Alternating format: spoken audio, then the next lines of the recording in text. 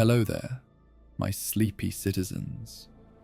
Tonight, we journey into the shadowed streets of Gotham City, where mysteries lurk and the Dark Knight stands vigilant against the forces of chaos. We bring you tales of Batman, uncovering different sides of the man behind the mask. And as our journey through these stories winds down, a calm ambience of Gotham's streets will carry you throughout the night, bringing you to restful sleep without interruptions from any ads.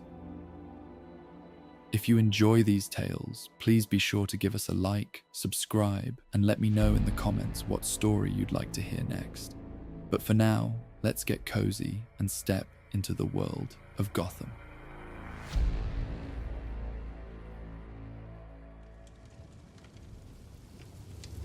Rain had been falling on Gotham for 6 days straight, turning the city's streets into rivers and its forgotten places into something far more dangerous.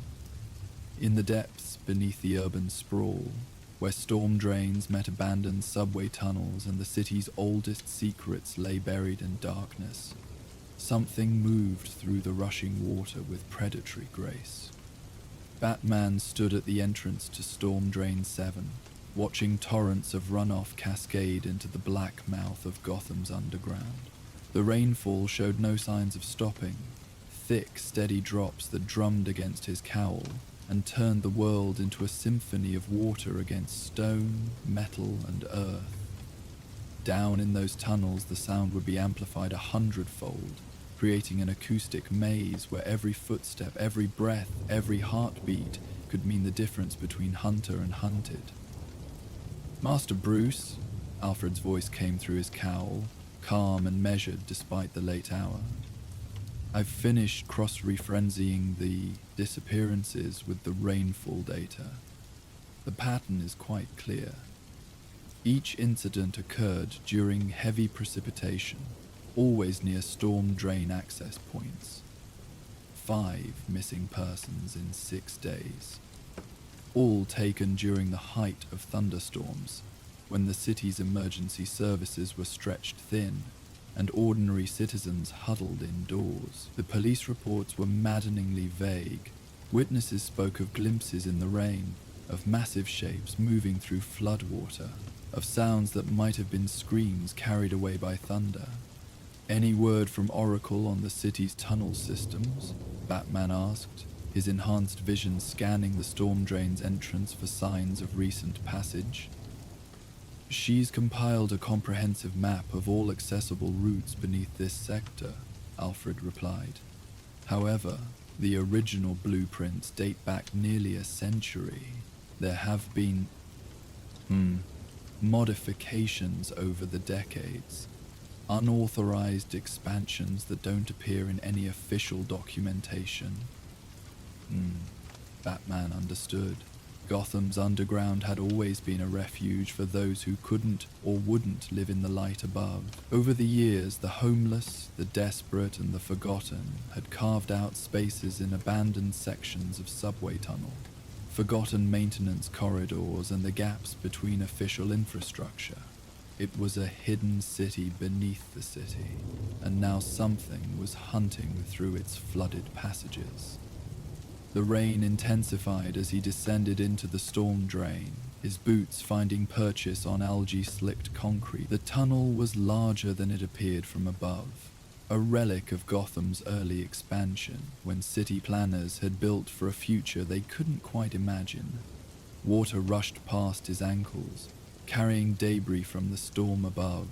Leaves, paper, fragments of the surface world swept into the depths. "Temperatures dropping down there," Alfred observed, monitoring Batman's vital signs. "The water's moving faster than expected. All that rainfall has to go somewhere." The tunnel branched ahead, splitting into 3 directions like the fork of some underground river. Batman paused, letting his cowl's enhanced audio systems filter the sounds around him. Beyond the constant rush of water, there were other noises. The groan of old metal under pressure, the distant echo of something large moving through confined spaces. And underneath it all, a rhythmic scraping that might have been claws against stone. He chose the left passage, following it deeper into Gotham's buried anatomy. The walls here were older, made of brick rather than concrete, and carved with initials and symbols left by decades of temporary residence. His cowl's analysis revealed multiple chemical signatures in the water, runoff from the city above, but also organic traces that spoke of long habitation in these tunnels. Alfred, what do we know about Wayland Jones before his transformation? There was a pause as Alfred accessed the files they'd compiled over the years, born with a rare skin condition that gave him a scaled reptilian appearance. Abandoned by his mother, raised in foster care until he aged out of the system, worked briefly as a wrestler under the name Killer Croc. That's where the moniker originated.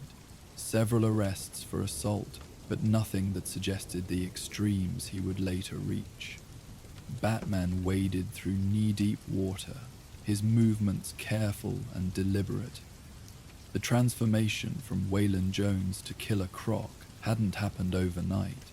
It was a gradual descent from man to something else, driven by rejection, isolation, and eventually genetic mutation that had turned his skin condition into something far more severe.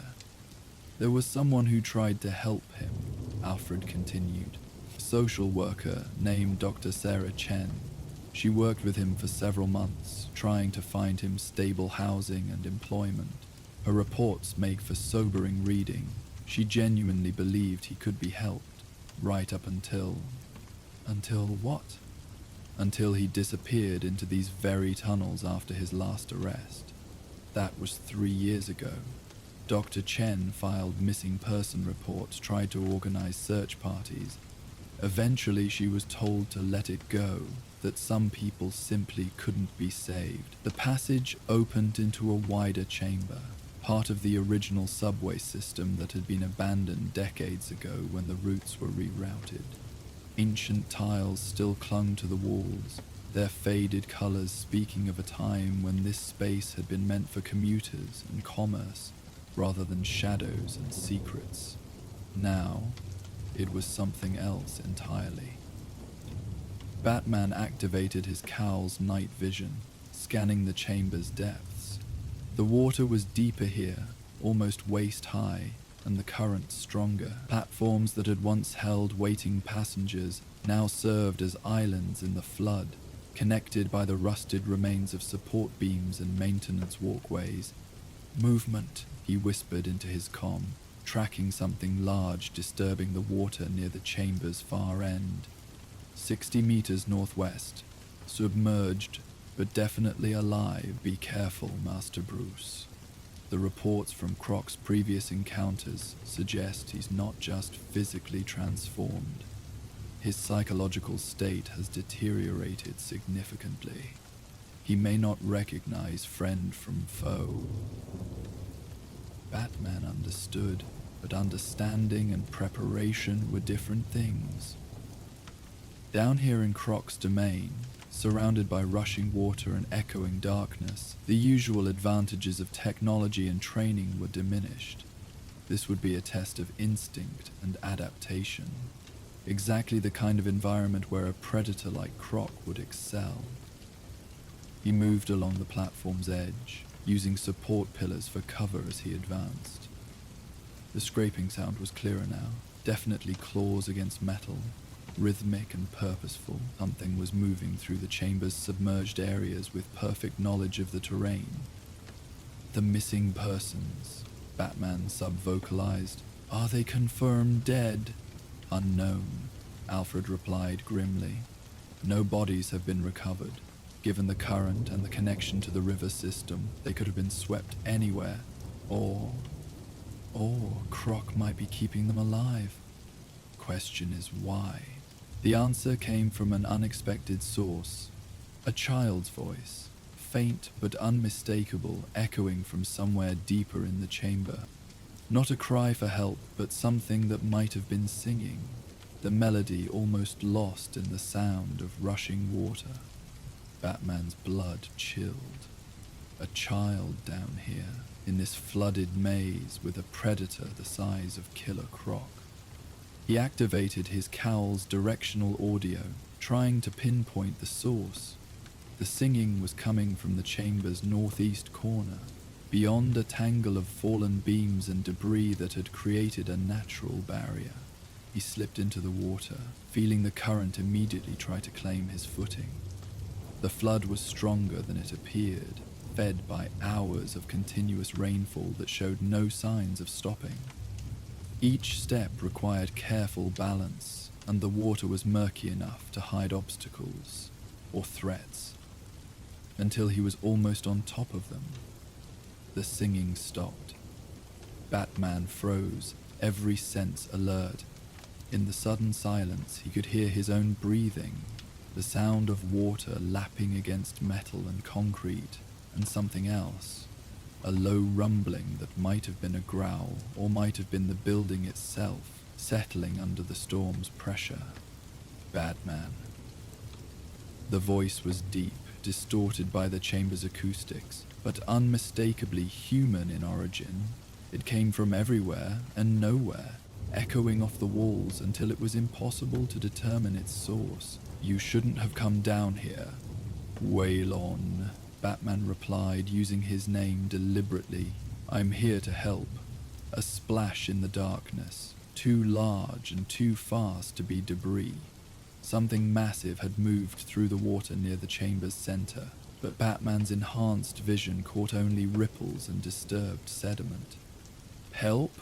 The laugh that followed was bitter, echoing with years of accumulated pain. "Nobody helps people like me, Batman.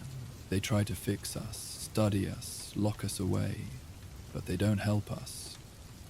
Dr. Chen tried to help you." The silence stretched long enough that Batman wondered if he'd lost his quarry. Then, more quietly, "Sarah was different. She saw me when others saw only a monster, but even she gave up eventually." "She didn't give up, Waylon. She kept looking for you until they made her stop. She still asks about you." Another splash, closer this time.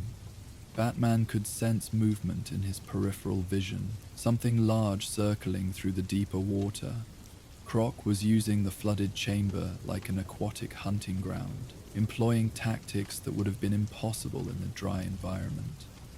"The people who've gone missing," Batman continued, keeping his voice steady. "Are they alive? They're safe." The response came faster than expected, carrying an odd note of defensiveness. "Safer than they were up there, where people like us don't matter. People like us, the forgotten ones, the ones nobody sees unless they want something to fear." Croc's voice was moving, circling closer. "That boy they think I took. Do you know where he was living? In a cardboard box behind a dumpster. 8 years old, and the city just ignored him." Batman felt something shift in his understanding of the situation. This wasn't random predation, it was rescue, filtered through the perspective of someone who had lost faith in conventional salvation. "Where are they, Waylon? Let me help them properly." "Help them what? Go back to sleeping in the rain, being moved along by cops who think they're doing a favor by not arresting them?" The bitterness in Croc's voice was matched by something else, genuine pain. "Down here, they're warm, they're fed, they're safe from everything except you." The attack came without warning, a massive shape erupting from the water like a primordial nightmare. Batman barely had time to activate his grappling hook, pulling himself up onto a maintenance platform as claws slashed through the space where he'd been standing. Killer Croc surfaced fully, and Batman saw what the years had done to Waylon Jones. The transformation was more complete than their previous encounters had suggested. Scales that had once been an unfortunate skin condition now covered his entire body like armor.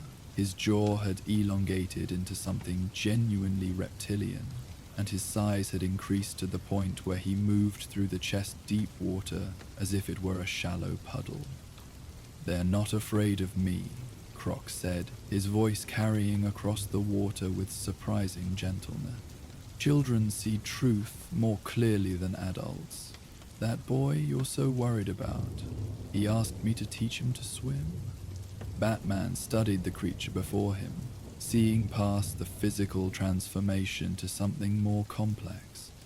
"You're not just hiding them, you're taking care of them. Someone has to."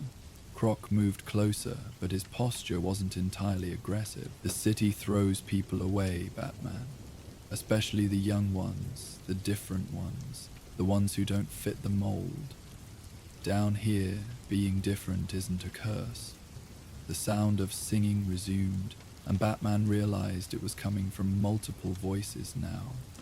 Children's voices, echoing from deeper in the tunnel system. Not cries of distress, but the sound of kids at play, their voices carrying the particular quality of safety and contentment that couldn't be faked. "Alfred," Batman sub-vocalized. "Are you getting this?" "Indeed, Master Bruce. This puts rather a different complexion on the situation." Batman lowered his stance slightly, trying to appear less threatening. "Waylon, I believe you're trying to protect them, but keeping them down here isn't a solution. It's just another form of hiding. And what's the alternative?" Croc's tail lashed through the water, a sign of agitation. "Send them back to the system that failed them before? Hope this time will be different. Work with people who can actually help. Dr. Chin, for instance. She never stopped caring about what happened to you." Croc went very still. Sarah's still. Still fighting for people the system overlooks. Still believing that everyone deserves a chance. Batman took a careful step closer. She'd want to help these children too. But they need proper medical care, education, legal protection. Things you can't provide down here. The water around Croc rippled as he shifted, internal conflict playing across his reptilian features. "They trust me. When everyone else saw monsters, they saw someone who understood what it felt like to be cast out. And that matters," Batman assured him. "But trust isn't enough. They need more than just safety. They need futures." A smaller voice piped up from the chamber's depths. "Waylon? Is that Batman? The real Batman?" Croc's expression softened in a way that seemed impossible given his transformation. "Yeah, kid. It's him." A small figure emerged from behind a fallen beam. A boy, perhaps 8 years old, as Croc had said, wearing clothes that were clearly too large but clean and carefully maintained. He looked at Batman with the kind of wide-eyed wonder that cut straight to the heart. "Are you gonna take us away from Waylon?" the boy asked, moving to stand beside Croc with complete trust. Batman knelt, bringing himself to the child's eye level. "What's your name?" "Tommy." "Waylon says it's okay to use real names down here, 'cause we're family now." "Tommy," Batman repeated, seeing in the boy's face an echo of every orphaned, abandoned child he'd ever encountered. "Waylon's been taking good care of you, hasn't he?" "Saved me," Tommy said simply. "I was really cold and really hungry, and he found me and brought me somewhere warm.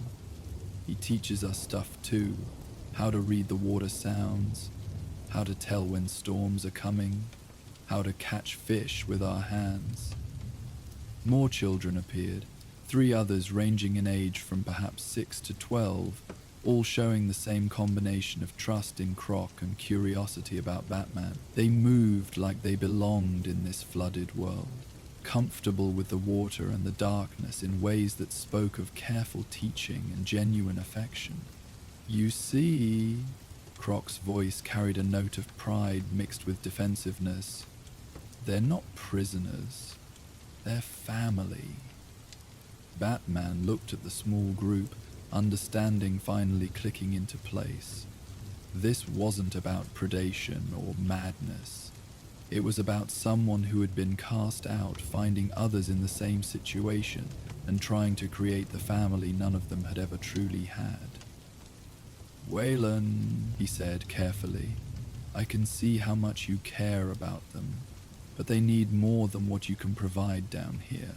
Medical care, education, legal documentation that proves they exist in the system. Without those things, they'll always be vulnerable." "The system failed them before," Croc replied, but with less vehemence than earlier. "Then we worked to fix the system. Dr. Chen has been fighting those battles for years. She knows how to navigate the bureaucracy, how to find foster families who actually care, how to ensure children don't just disappear into institutional care." One of the older children, a girl with prematurely serious eyes, spoke up. "What if they try to separate us? Wayland says family should stay together." "Family should stay together," Batman agreed. "And Dr. Chen understands that. She's helped place sibling groups before, found families who can take multiple children, or at least keep them in contact with each other." Croc moved closer, his massive form somehow non-threatening despite its intimidating appearance. "And what about me? What happens to the monster who kidnapped these children?" "That depends," Batman said honestly. "Are you willing to work with Dr. Shen to make sure these children get what they need? Are you willing to be part of a solution instead of just an alternative to the problem?" The silence stretched while Croc considered. Around them, the storm continued its relentless assault on the city above. But down in the flooded chamber, something like hope was beginning to take shape. "I want to see her again," Croc said finally. "Sarah, I want to know she's really still fighting for people like us." "She is," Batman assured him. "And she's gotten better at it over the years. More connections, more resources, more ways to help people who fall through the cracks." Tommy tugged at Croc's arm. "Will we still be able to visit you, Waylon, even if we go live with regular families?" The question seemed to pierce something deep in Croc's heart. I don't know, kid. Regular families might not understand about people like me." "Then we'll find families who do understand," Batman said. "Dr. Chen specializes in difficult placements. She knows that some children come with complicated loyalties and relationships that need to be honored rather than severed." Alfred's voice came through Batman's cowl, quiet enough that only he could hear. "Master Bruce, there's a development above ground. Dr. Chen has been calling the GCPD repeatedly, demanding they resume the search for these missing children. She seems to have marshaled quite a coalition of social workers and child advocates." Batman smiled slightly.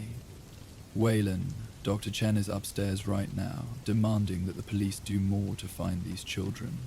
She never gave up on any of you." Croc's reptilian features couldn't properly convey human emotion, but his posture spoke volumes. Years of isolation and bitterness seemed to war with something that might have been hope. "The storm, supposed to break tomorrow," he said quietly. "These tunnels will drain, but slowly. We could meet her somewhere safe, neutral ground." "The old subway platform," suggested the serious-eyed girl. "The one with the pretty tiles.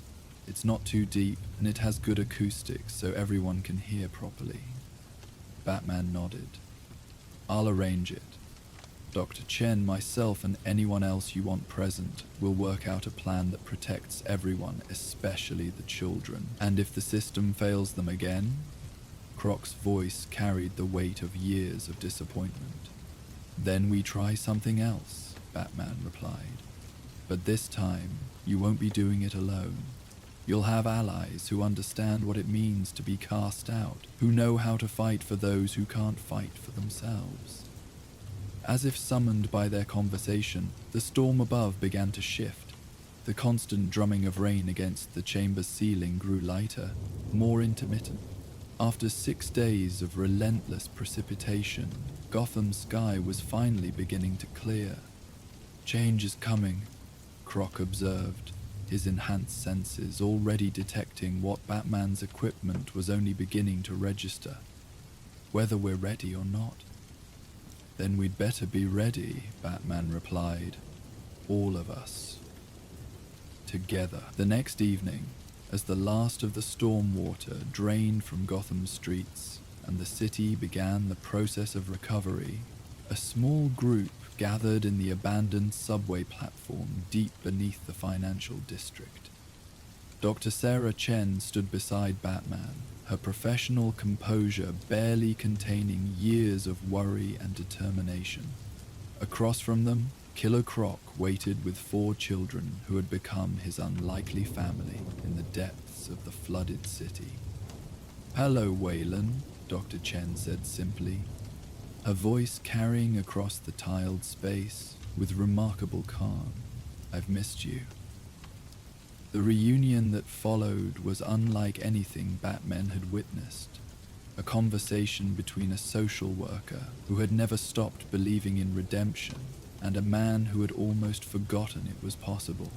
They spoke of practical things, housing options that could accommodate unusual family structures, schools that specialized in children with difficult backgrounds, support systems that recognized the bonds that had been forged in darkness and desperation. The children listened with the gravity of those who had learned early that adult decisions would shape their entire future. But they also interjected with questions and observations that showed they understood this wasn't just about finding them homes. It was about preserving the connections that had given them hope when hope seemed impossible. 3 weeks later, Batman received a report from Alfred that brought a rare smile to his face. All 4 children had been placed with carefully selected foster families in the same neighborhood, allowing them to maintain contact with each other and with the unlikely guardian who had saved them from Gotham's indifference. Waylon Jones had been relocated to a specialized facility upstate, not a prison, but a research center where his unique condition could be studied and potentially treated, and where he could contribute to programs helping other individuals with similar challenges. Most importantly, he was allowed regular visits from his young family, supervised but genuine, preserving the bonds that had been forged in the depths of the city. Dr. Chen had expanded her program, using the case as an example of how non-traditional approaches to child welfare could succeed when guided by genuine care, rather than bureaucratic convenience. She kept Batman informed of their progress, sharing updates that served as reminders that sometimes the most important victories were the quietest ones. On nights when rain returned to Gotham, Batman sometimes found himself patrolling the storm drains and forgotten tunnels, ensuring that no other lost souls had to choose between the dangers above ground and the isolation below. The tunnels were quieter now, drained of the desperate urgency that had filled them during those 6 days of flooding, but they weren't empty. In the echo of water against stone, in the whisper of air through abandoned passages, there remained something that hadn't been there before, a sense that even in the deepest darkness, even for those whom society had written off as monsters or lost causes, redemption remained possible. It required understanding that heroism sometimes meant seeing past surface transformations to the humanity beneath. It meant recognizing that family could form in the most unlikely circumstances, and that love could flourish even in the depths of despair. Most importantly, it meant remembering that everyone, no matter how changed, how frightening, how forgotten, deserved the chance to be more than their circumstances had made them. As Alfred had observed during one of their late-night debriefings, sometimes the greatest victories were achieved not by defeating monsters, but by helping them remember they had once been human.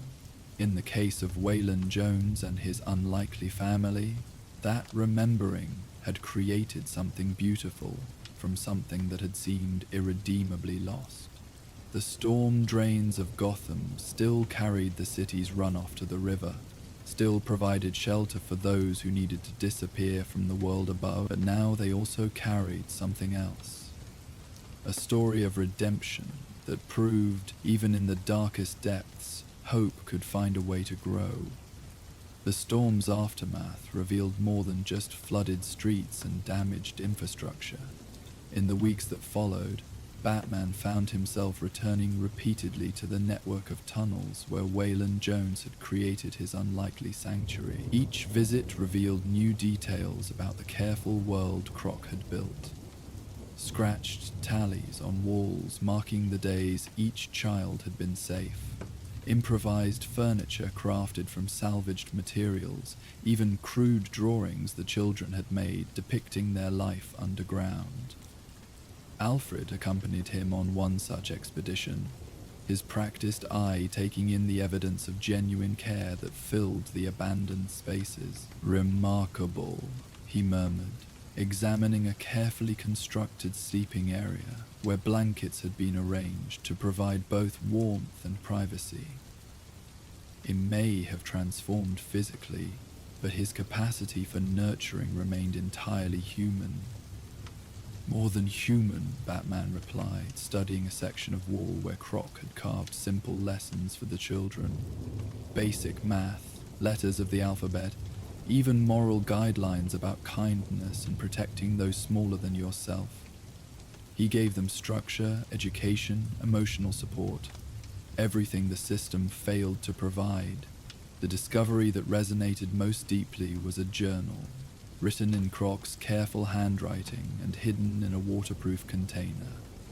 Its pages chronicled not just the practical aspects of caring for displaced children, but his own internal struggle with what he had become and what he hoped to remain. Day 43, one entry read, "Tommy had nightmares again, the kind where he's back on the streets, cold and alone." I held him until he stopped shaking, told him stories about brave kids who found families in unexpected places. Sometimes I wonder if I'm lying to him, if I'm just another kind of abandonment waiting to happen. But then he smiles at me like I'm not a monster, and I remember why I have to try. Dr. Chen wept when Batman shared excerpts from the journal with her, recognizing in Croc's words the same dedication she'd witnessed during their brief time working together years earlier. "He always had that capacity," she explained to Batman during one of their progress meetings. "Even when society saw only his appearance, he possessed an instinctive understanding of trauma and healing. I should have fought harder to keep him in the system." "You couldn't have known what would happen," Batman assured her. "But you can help now. Your program is expanding because of what we learned from his methods." Indeed, Dr. Chen's approach to child welfare had been revolutionized by studying Croc's techniques. His emphasis on creating family structures rather than simply providing services. His understanding that safety meant more than just physical protection.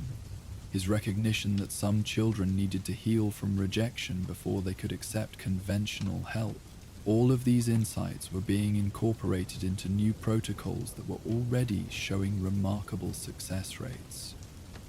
The specialized facility where Waylon had been relocated was unlike any institution Batman had encountered. Rather than focusing solely on containment or treatment, it recognized that his transformation, while tragic, had also granted him unique insights into survival, adaptation, and the psychology of outcasts. His knowledge was being used to develop new approaches to helping individuals with extreme physical differences integrate into society. The facility itself had been designed with Croc's input, acknowledging that traditional institutional architecture often reinforced feelings of isolation and otherness. Wide corridors accommodated his size without making him feel constrained, while common areas included both aquatic and terrestrial spaces that honored his dual nature. Natural lighting supplemented artificial illumination, and the sound of flowing water throughout the building created an environment that felt organic rather than clinical. Dr. Maria Santos, the facility's director, had become an unexpected ally in Batman's expanding understanding of rehabilitation versus punishment. Waylon arrived here expecting to be treated as a specimen, she explained during one of Batman's visits. Instead, we asked him to be a teacher. The transformation in his self-perception has been remarkable. Croc's contributions to the facility's programs extended far beyond his personal case. His insights into sensory adaptation had helped researchers develop new techniques for individuals dealing with heightened or altered sensory processing. His understanding of territorial behavior in confined spaces had informed architectural guidelines for institutions housing people with similar psychological profiles. Most significantly, his experience maintaining emotional connections despite physical isolation had become the foundation for new therapeutic approaches. The children were his anchors, Dr. Santos noted, reviewing behavioral assessments that tracked Croc's progress. Even in his most transformed state, his protective instincts toward them kept his humanity accessible. We've learned that maintaining meaningful relationships isn't just therapeutic, it's essential for psychological survival. Batman observed one of Croc's sessions with a young woman whose genetic condition had resulted in severe physical differences that made social integration challenging. Crow's approach was unlike anything in traditional therapy manuals. He spoke not from clinical knowledge, but from lived experience, sharing practical strategies for managing public reactions while maintaining self-worth. "People will stare," he told her gently, his massive frame somehow non-threatening in the comfortable conference room.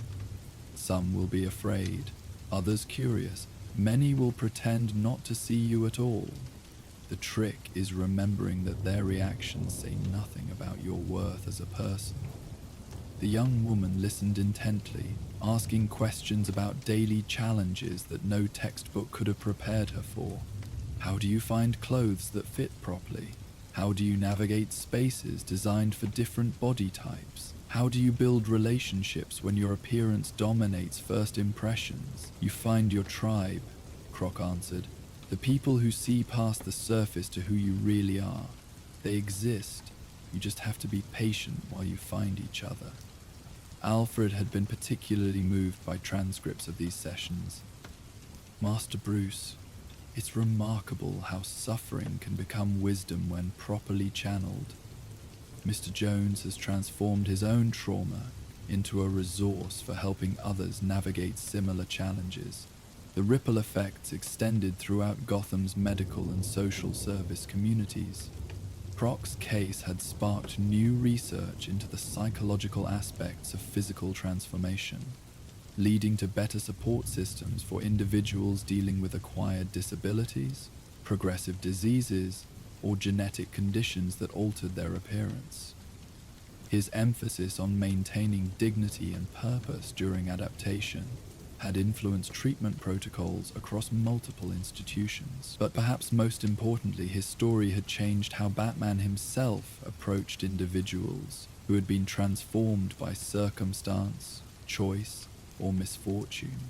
The rogues gallery that had once seemed like a collection of irredeemable villains now appeared more complex, each representing a person who had reached a crisis point and chosen a particular path forward. "It makes me wonder, Batman confided to Alfred during one of their late-night conversations, how many others might have chosen differently, with the right support at the right moment." This perspective had begun influencing Batman's approach to crime fighting in subtle but significant ways. When possible, he now looked for opportunities to address root causes, rather than simply responding to symptoms. The criminal who stole food was connected with job training programs. The mentally ill individual acting erratically was guided toward treatment rather than simply arrested. The desperate parent committing fraud to pay medical bills was linked with social services that could provide legitimate assistance.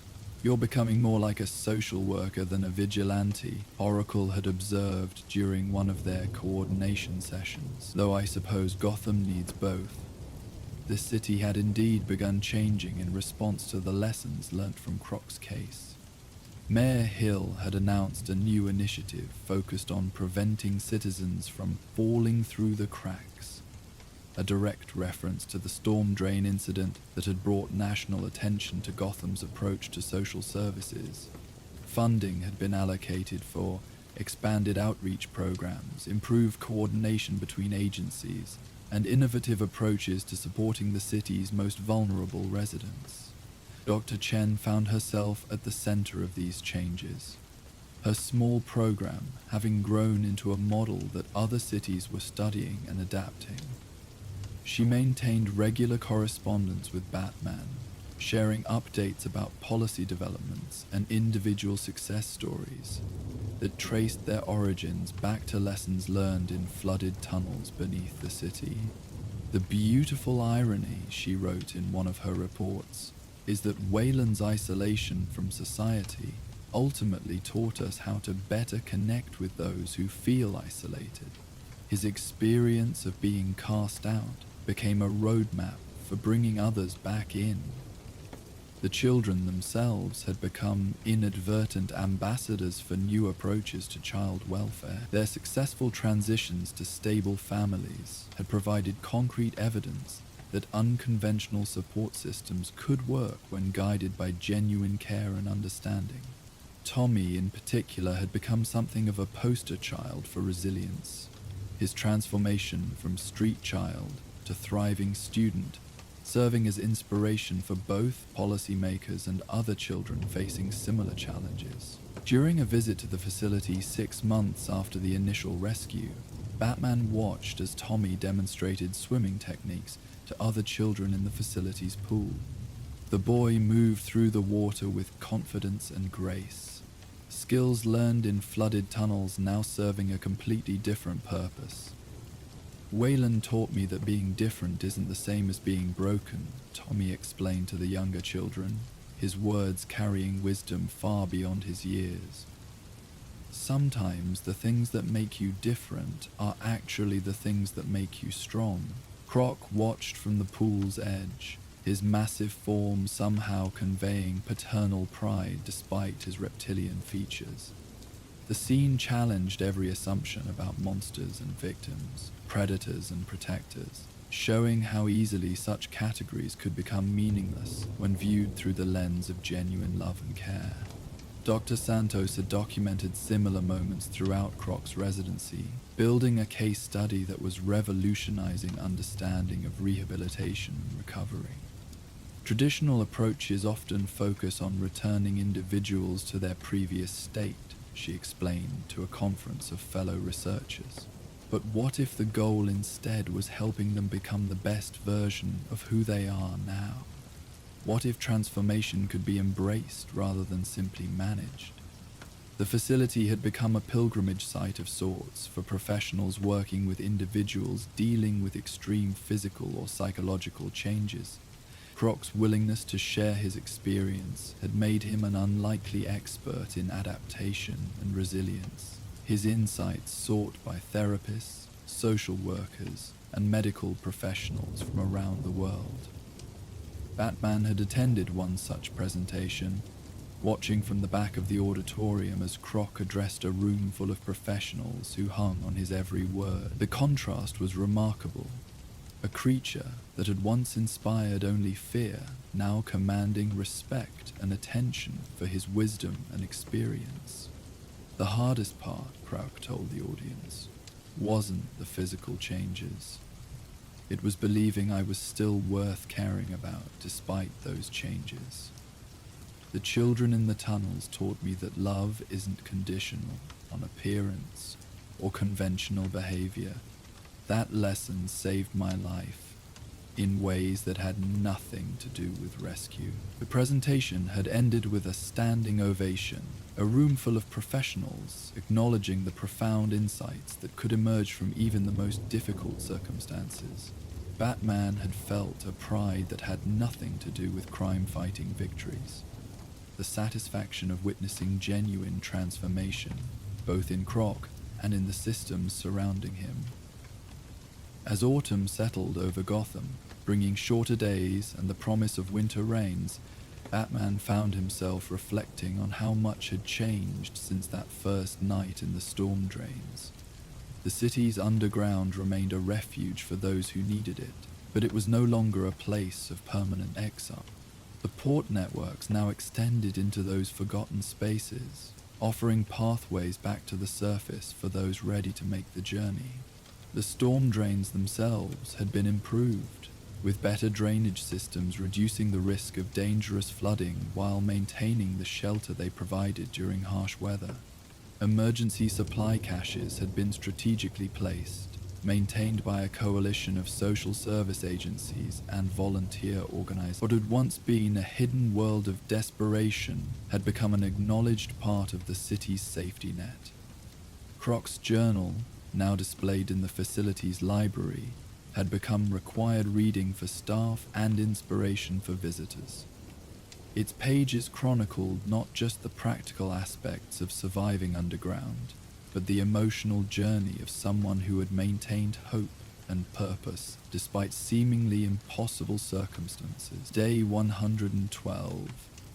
One particularly poignant entry read, "Maria asked if I was happy today, really happy, not just managing. I realized I couldn't remember the last time anyone had asked me that question. Not about my condition, not about my behavior, not about my compliance with treatment protocols, just whether I was happy." The answer surprised me. I am, not despite what I've become, but because of what I've learned to do with it. The Alfred observed during one of their evening debriefings is that society's rejection of Mr. Jones ultimately created someone uniquely qualified to help others facing similar rejection. His isolation became expertise. Batman nodded, reviewing the latest reports from the facility. Croc was working with researchers not just as a subject of study, but as a collaborator, sharing techniques he'd developed for managing his condition and the psychological strategies he'd used to maintain his humanity despite his transformation. The children he'd protected had become his strongest advocates, their testimonials about his care providing powerful evidence of his continued capacity for good. The foster placements had exceeded everyone's expectations.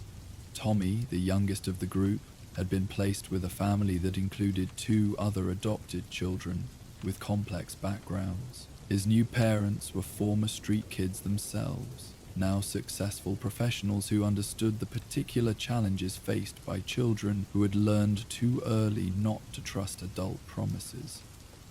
Waylon taught me that family isn't about looking the same, Tommy had told Dr. Chen during one of their check-ins. It's about taking care of each other when things get scary. My new mum and dad understand that. The older children had been placed with families specifically chosen for their ability to maintain the connections that had been forged underground.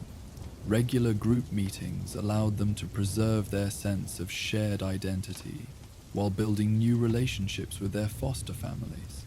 Most remarkably, all 4 families had agreed to facilitate continued contact with Waylon, recognizing that severing that bond would damage the very foundation of trust that made their placements possible. Batman had attended one of these visits, watching through one-way glass as Croc sat with his young family in a carefully designed meeting room. The facility had created an environment that felt natural rather than clinical. Soft lighting, comfortable furniture, even a small pool where Croc could demonstrate the swimming techniques he taught the children in the flooded tunnels. The psychological assessments are fascinating, Dr. Chen had noted, reviewing the facility's reports. His protective instincts actually intensified after his transformation. Rather than becoming more aggressive, he became more nurturing. It's as if his physical changes freed him to express emotional capacities that social pressure had previously suppressed. The implications extended far beyond one individual case. The success of Croc's unconventional family was being studied by researchers across multiple disciplines, contributing to new understanding about trauma recovery, alternative family structures, and the relationship between physical transformation and psychological development. But perhaps the most significant change was occurring in Gotham itself. The storm that had brought Croc's story to light had also revealed the extent to which the city's most vulnerable residents were being overlooked by conventional support systems. Dr. Chen's expanded program was just one of several new initiatives designed to address the gaps that had allowed children like Tommy to fall through the cracks. Batman found himself working more closely with social services than ever before, using his unique position to identify situations where traditional approaches might fail and alternative solutions might succeed.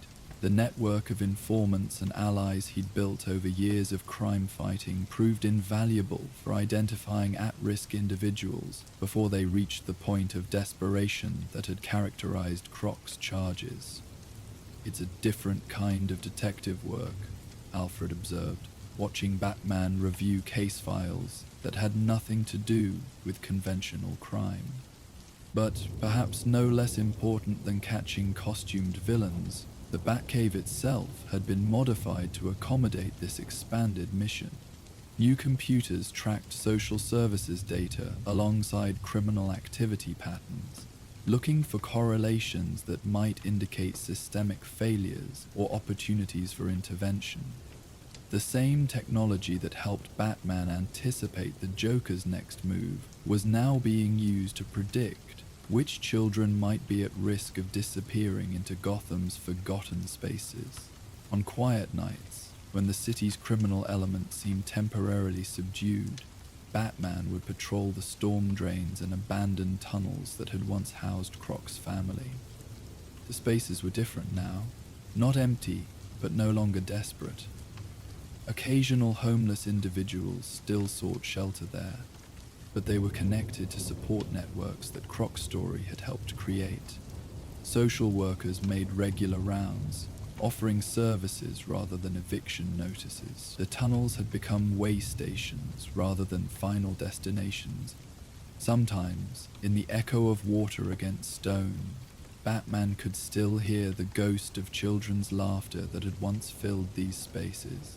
It served as a reminder that even in Gotham's darkest corners, hope could take root and flourish in the most unlikely circumstances.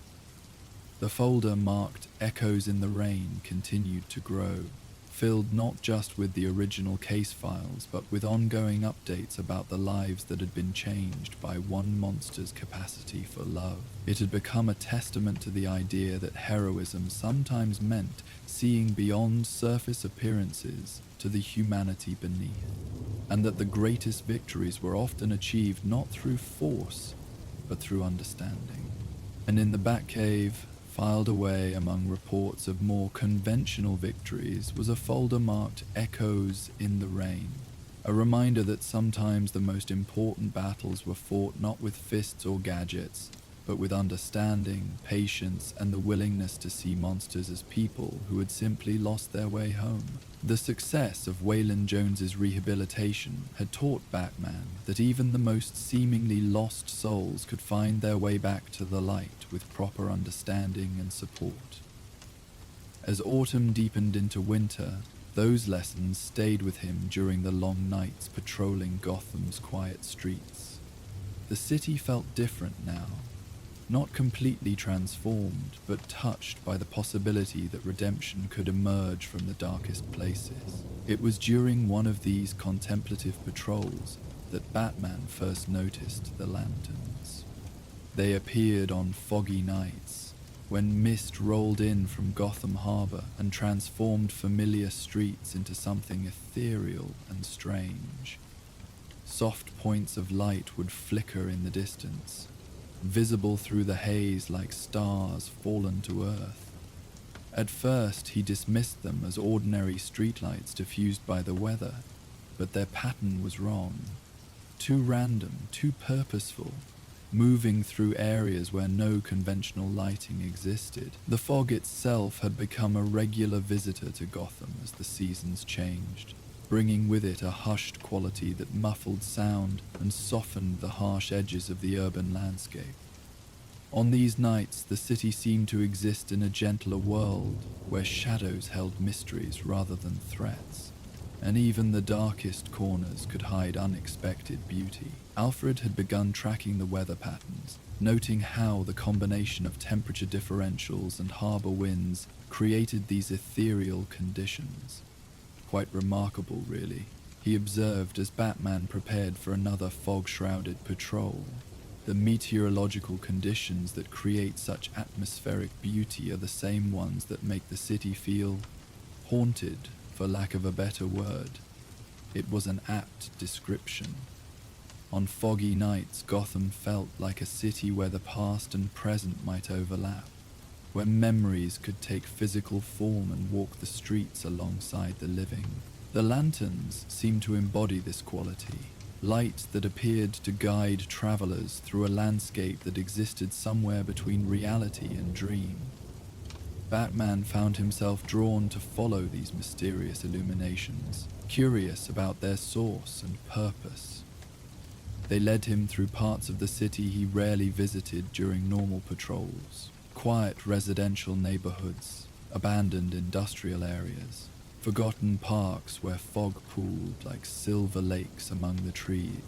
Each lantern seemed positioned with deliberate care, creating pathways through the mist that felt both random and inevitable. The fog that brought these lights also seemed to bring memories. As Batman moved through the transformed cityscape, he found himself thinking of cases long closed, of people he'd encountered whose stories had ended in shadow rather than resolution. The mist had a way of making the past feel present, of bringing half-forgotten faces back into focus with startling clarity. And sometimes, when the fog was thickest and the lanterns glowed most brightly, he thought he glimpsed something moving through the haze, a figure that walked the same paths he did, but with different purpose, following lights that led toward destinations he couldn't yet understand. The first notes drifted through Gotham's fog-shrouded streets like whispers from a forgotten dream. Piano music, tinny and distorted through ancient speakers, echoed off brick walls and broken windows in the city's most desolate quarter. Batman paused on a fire escape, his cape stirring in the humid night air as he listened to the haunting melody that seemed to emerge from the shadows themselves. The tune was familiar, yet wrong. A classical piece played with deliberate imperfections, notes bent and twisted until the beauty became something unsettling. Through his cowl's audio filters, Batman analyzed the broadcast's origin, tracking the signal as it bounced between abandoned buildings like a ghost seeking rest. "Oracle, are you picking up this transmission?" He sub-vocalized into his comm system. "Already on it," Barbara's voice came back, tinged with curiosity. "The signal's jumping between multiple relay points. Very sophisticated setup. But there's something else, Batman. The music, it's not random. There's a pattern hidden in the variations." Batman dropped silently to street level, moving through the maze of narrow alleys where the music seemed strongest. The melody stopped abruptly, replaced by silence so complete it felt oppressive. Then came the voice, gravelly, threatening, unmistakably familiar despite the electronic distortion. Well, if it ain't the Bat sniffing around where he don't belong. "You hear that music, Cape Boy? That's the sound of your funeral march, see? And I'm going to be the one conducting the orchestra." Scarface. But something was different about the voice this time, layered as if multiple recordings had been combined, creating an echo that seemed to come from everywhere and nowhere at once. Batman's jaw tightened as he recognized the implications. The ventriloquist's condition was deteriorating, his fractured psyche creating new variations of his violent alternate personality. The transmission cut off as suddenly as it had begun, leaving only the ambient sounds of the sleeping city. Batman remained motionless, analyzing the brief recording. The background acoustics suggested an enclosed space with specific acoustic properties. Possibly a theater or concert hall, Alfred, he said quietly into his comm. I need you to analyze an audio file. It might be related to the ventriloquist case. Of course, Master Bruce, came the cultured reply. Though I must say it's been some time since we've heard from Mr. Wesker and his wooden companion. I rather hoped we'd seen the last of that particular psychological drama. Batman began moving again, following his analysis of the broadcast's probable origin. The signal had been strongest in the old theater district, where decades of urban decay had left grand performance venues to rot in silence. It was exactly the sort of place Arnold Wesker's shattered mind might find appealing. Stages where other people's voices had once held audiences captive. As he approached the Orpheum Theatre, a massive structure whose marquee had been dark for 20 years, Batman's cowl detected residual heat signatures near the building's service entrance. Someone had been here recently, and they'd taken care to mask their entry. The theater's interior was a study in faded grandeur. Red velvet seats covered in dust, a stage where elaborate sets had once transported audiences to other worlds. Now shadows pooled in the orchestra pit like stagnant water, and moonlight filtering through grimy windows created patterns that seemed to shift and move when viewed peripherally. Batman activated his cowl's enhanced night vision, scanning the theater methodically. The acoustics here were perfect for broadcasting. Sound would carry from the stage to every corner of the house with crystal clarity, but the space felt wrong somehow, as if the architecture itself had been altered to serve a different purpose. A soft click echoed through the theater, followed by the whir of hidden machinery. Speakers concealed throughout the building crackled to life, and the piano music began again, this time accompanied by a different voice. Not Scarface's growl, but something softer, more broken. He won't let me sleep, Arnold Wesker's trembling voice whispered from the darkness. The music, it's in my head now. I can't make it stop. Mr. Scarface says the sonata has to be perfect, but every time I play it, he changes the notes. He's learning to play without me. The transmission dissolved into static, then silence. Batman moved toward the stage, his movements careful and deliberate. Wesker's words suggested a psychological break more severe than anything they'd encountered before. If Scarface was somehow operating independently of his host's conscious control. Master Bruce, Alfred's voice came through his earpiece. I've analyzed the audio sample you transmitted. The piece being played is Beethoven's Piano Sonata, Note 14, the Moonlight Sonata. However, the performer is deliberately introducing variations that follow a specific mathematical pattern. It's quite ingenious, actually. What kind of pattern? The altered notes correspond to specific locations when plotted on a map of Gotham. I believe Mr. Scarface is using the music to encode geographic coordinates. The broadcast you're currently receiving should provide additional data points. Batman reached the stage, noting fresh scratches in the floorboards where equipment had been moved recently. The grand piano at center stage was old but well maintained, its bench positioned as if someone had been playing just moments before. Sheet music lay scattered across the instrument, pages and pages of the Moonlight Sonata, each marked with different variations in red ink.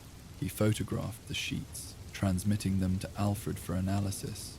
As he worked, another voice joined the audio feed, not from the hidden speakers, but seeming to emanate from the piano itself.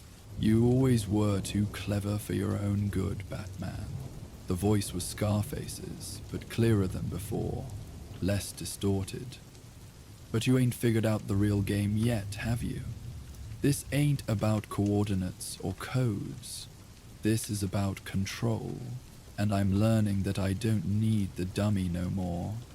The piano keys began moving by themselves, playing a variation of the sonata that was both beautiful and deeply unsettling. Batman stepped back, analyzing the mechanism. Hidden motors had been installed in the instrument, allowing it to play without human input, but the programming was too sophisticated for Arnold Wesker's limited technical skills. Oracle, I need you to trace the signal controlling this piano. Someone's operating it remotely. Working on it. Barbara's voice was tense with concentration. But Batman, there's something else. I'm picking up similar broadcasts from 3 other locations across the city. The pattern Alfred identified. It's expanding. Batman continued his examination of the theater, finding more evidence of recent occupation. Food containers in the dressing rooms, bedding that smelled of fear and unwashed clothing. Arnold Wesker had been living here, but he wasn't alone anymore. The psychological fragmentation that had created Scarface was progressing, spawning new personalities, new voices in the darkness of his mind. A door slammed somewhere in the theater's depths, followed by the sound of running footsteps. Batman moved immediately toward the noise, his cape billowing as he navigated backstage corridors filled with costume racks and forgotten props. The footsteps led toward the theater's basement levels, where workshops and storage areas created a maze of interconnected rooms. The music followed him, broadcasted through speakers hidden throughout the building, but now other sounds were mixing with the piano.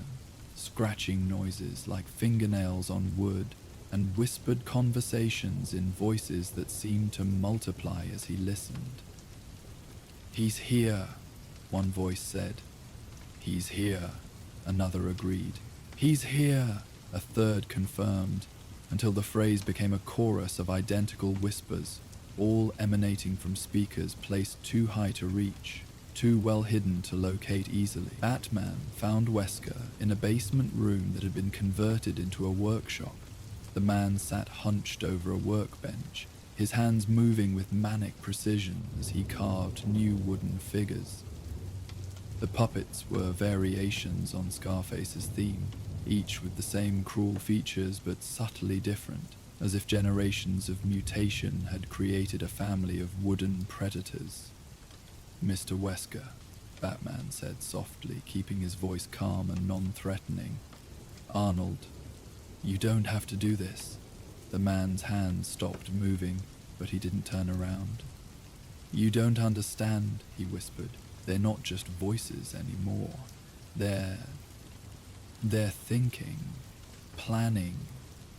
They made me build the speakers, made me learn about electronics and broadcasting.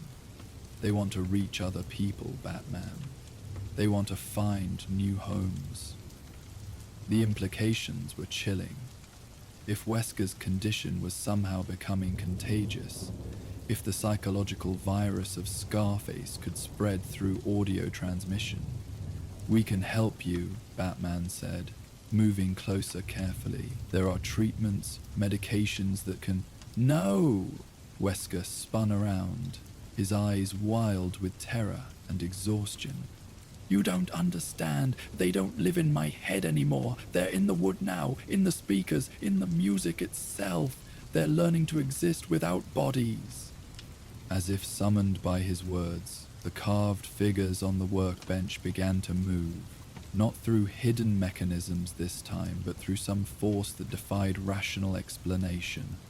The wooden features shifted, carved mouths opening and closing as Scarface's voice emerged from each puppet simultaneously. "That's right, dummy," the chorus of Scarfaces said in perfect unison. "We don't need you anymore. We don't need anybody. We're gonna spread through this whole rotten city, find ourselves some new friends to play with." Batman reached for his utility belt, but the room's acoustics suddenly shifted, sound waves seeming to solidify around him like invisible restraints. The sensation was disorienting, as if the air itself had become thick and oppressive. His enhanced hearing, normally an advantage, became a liability as conflicting audio signals created a nauseating cacophony. "Master Bruce," Alfred's voice cut through the chaos, calm and steady. "The pattern we identified is not just coordinates, it's a frequency map. They're using specific sound wavelengths to create localized psychoactive effects. You need to disrupt the audio feed." Batman forced himself to focus, reaching for a sonic disruptor from his belt, but before he could activate it, the basement workshop fell silent.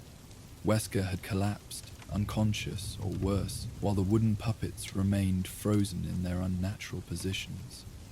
The silence stretched for long moments, before being broken by a sound that made Batman's blood run cold. Applause. Slow, deliberate clapping that seemed to come from every speaker in the building simultaneously. "Bravo, Batman," Scarface's voice said, but now it sounded different again, more sophisticated, more articulate. "You figured out part of the puzzle, but the symphony ain't over yet. Matter of fact, it's just getting started." Batman moved to check Wesker's pulse, relieved to find the man unconscious but breathing. Whatever psychological break had occurred, it had pushed his mind past the point of immediate danger. But the threat represented by Scarface's evolution was far from contained. "The other broadcast locations," Batman sub-vocalized to Oracle, "are they still active?" "All three, and the signal strength is increasing. Batman, I'm detecting similar audio anomalies throughout the theater district. Whatever they've done to weaponize sound, it's spreading." Batman lifted Wesker carefully, preparing to evacuate the building. But as he moved toward the exit, the basement workshop's lights began to strobe in rhythm with the piano music that had resumed playing somewhere above. The wooden puppets on the workbench turned their heads in unison, tracking his movement with carved eyes that seemed disturbingly aware. "You can run, Batman," the Scarface voices chorused. "But you can't hide from music. It's everywhere. Radio waves, cell phone signals, even the sound of your own heartbeat. We're gonna be in every speaker, every headphone, every device that makes a sound." And once we're there, the threat trailed off into maniacal laughter that followed Batman as he carried the unconscious Wesker through the theater's corridors. Behind them, the building seemed to pulse with unnatural life, lights flickering and sounds shifting, as if the structure itself had become a massive musical instrument, tuned to frequencies that existed somewhere between sound and madness. As they emerged into the night, Batman could hear similar audio disturbances beginning in buildings throughout the theater district. Whatever Arnold Wesker had unleashed, it was spreading with the inexorable persistence of a viral outbreak. The battle against Scarface had moved beyond psychology into something approaching the supernatural, or perhaps just advanced enough to seem that way. "Alfred," Batman said as he secured Wesker in the Batmobile, "prepare the cave's isolation chamber, and contact Dr. Arkham. We're going to need his expertise on dissociated identity disorder." This case just became much more complicated. "Indeed, Master Bruce," Alfred replied, "though I suspect we'll need more than psychiatric intervention to resolve this particular symphony of madness." The Batcave's acoustic analysis chamber had been designed for studying audio evidence, but tonight it served a different purpose, as a sanctuary from the sonic chaos spreading through Gotham's theater district. Batman sat before an array of monitors displaying waveform patterns and frequency analyses, while Alfred worked at a piano that had been modified with recording equipment. "The variations follow a complex mathematical progression," Alfred explained, his fingers moving across the keys with practiced precision. "Each altered note in the Moonlight Sonata corresponds not only to geographic coordinates, but to specific psychological triggers. Whoever programmed this sequence understands both music theory and abnormal psychology at a graduate level.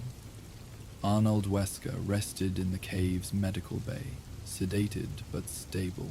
Dr. Sarah Chen, Arkham's leading expert on dissociative disorders, had examined him and confirmed Batman's fears. The man's psychological fracturing had progressed beyond anything in the medical literature. His brain scans show unusual activity in regions associated with auditory processing, Dr. Chen reported.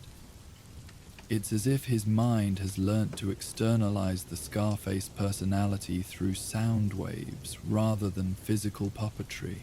The implications are unprecedented.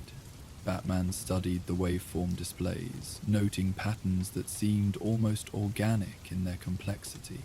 Could the effect be transmitted to others? Could someone listening to these broadcasts develop similar symptoms? Theoretically, yes, Dr. Chen admitted reluctantly. Certain audio frequencies can trigger psychological responses, especially in individuals already predisposed to dissociative conditions. If these broadcasts continue, she didn't need to finish the thought. Batman could envision the nightmare scenario. Scarface's violent personality spreading through Gotham's population like an auditory plague, turning ordinary citizens into versions of Arnold Wesker's wooden tormentor. "Master Bruce," Alfred called from the piano. "I believe I've isolated the core frequency pattern, but there's something peculiar about the mathematical progression. It's not random. Someone with extensive musical training designed this sequence." Batman joined Alfred at the piano, studying the sheet music that had been reconstructed from the various broadcasts. The variations were indeed sophisticated, requiring knowledge of both classical composition and acoustic engineering. "We need to find the source," Batman decided. "Not just the broadcast locations, but whoever's orchestrating this. Arnold Wesker doesn't have the technical knowledge or musical training to create something this complex. Perhaps," Alfred suggested, "we should consult someone who does. There's a gentleman I know who might be of assistance, Professor Marcus Stern. He taught piano at Gotham University for 30 years, including a brief period when you were younger. He's blind now, retired, but his ear for musical patterns is legendary." Batman nodded, remembering the elderly professor who had taught him to appreciate the mathematical precision underlying great compositions. If anyone could decode the psychological purpose behind Scarface's musical messages, it would be Professor Stern. They found the professor in his apartment near the university, a modest space filled with sheet music and recording equipment. Despite his blindness, he moved through the cluttered rooms with confident familiarity, guided by decades of intimate knowledge of his environment. "Bruce Wayne," Professor Stern said warmly as Alfred made introductions. "I remember you well, always more interested in the technical aspects of music than the emotional expression. How appropriate that you should come to me with a problem involving both." Batman played the reconstructed audio files, watching as the professor's expression grew increasingly troubled. The old man's fingers moved unconsciously, as if playing an invisible piano while he listened to the corrupted sonata. "Disturbing," Professor Stern murmured when the recordings ended. "The underlying composition is brilliant. Whoever created these variations understands Beethoven's work intimately, but the psychological manipulation is crude, almost primitive. It's as if someone with considerable musical education is being forced to serve a much less sophisticated intelligence." "Forced?" Batman leaned forward, intrigued by the professor's word choice. "The mathematical progressions are too elegant for random corruption," Professor Stern explained. "Someone is deliberately encoding messages within the musical structure. But the content of those messages, the psychological triggers, the emotional manipulation, that comes from a much darker source. Alfred exchanged glances with Batman. Master Bruce, perhaps we should consider the possibility that Arnold Wesker isn't working alone. What if someone else is exploiting his condition? Before Batman could respond, the professor's radio crackled to life, filling the apartment with the familiar, distorted piano music. But this broadcast was different, clearer, more complex, with layers of sound that seemed to exist in three-dimensional space. "Ah, Professor," Scarface's voice emerged from the speakers. "I was wondering when you'd stick your nose into my business. You always were too smart for your own good, teaching kids to think they understood music just because they could play the notes." Professor Stern went pale, but remained composed. "I know that voice," he whispered. "Not from the puppet, from years ago. A student of mine, brilliant but unstable. He was obsessed with the idea that music could control human behavior directly." "What was his name?" Batman demanded. But before the professor could answer, the apartment's lights began to flicker in rhythm with the broadcast. Books fell from shelves and windows rattled as if the building itself were responding to the audio frequencies. "Edmund Dorrance," Professor Stern said, raising his voice above the chaos, "who was expelled from the university after he was caught conducting unauthorized experiments on other students. He believed he could use specific musical patterns to induce psychological states. Fear, rage, even temporary psychosis. The name triggered Batman's memory. Edmund Dorrance, a graduate student in experimental psychology who had disappeared from Gotham 5 years ago after being investigated for unethical research practices. If he had somehow connected with Arnold Wesker, used the man's psychological fragmentation as a testing ground for his theories. "We need to find Dorrance," Batman said. But the apartment's audio system was now broadcasting on multiple frequencies simultaneously, creating a cacophony that made conversation nearly impossible. Professor Stern moved to his piano, placing his hands on the keys with deliberate precision. "Sometimes," he said calmly, "the only way to fight music is with music." He began to play, not the corrupted Moonlight Sonata, but Bach's Goldberg variations, each note precise and mathematical in its perfection. The effect was immediate. The chaotic frequencies from the radio began to stabilize, as if Professor Stern's performance was providing a harmonic foundation that restored order to the auditory chaos. The lights stopped flickering, and the rattling windows grew quiet. "Counter-harmony," Alfred breathed in admiration. "Brilliant." But their respite was brief. Scarface's voice returned, now filled with rage rather than mock civility. "You think you're clever, old man? You think your pretty little back can stop what I've become? I don't need Wesker anymore. I don't need bodies or puppets or any of your flesh and blood limitations. I'm music now.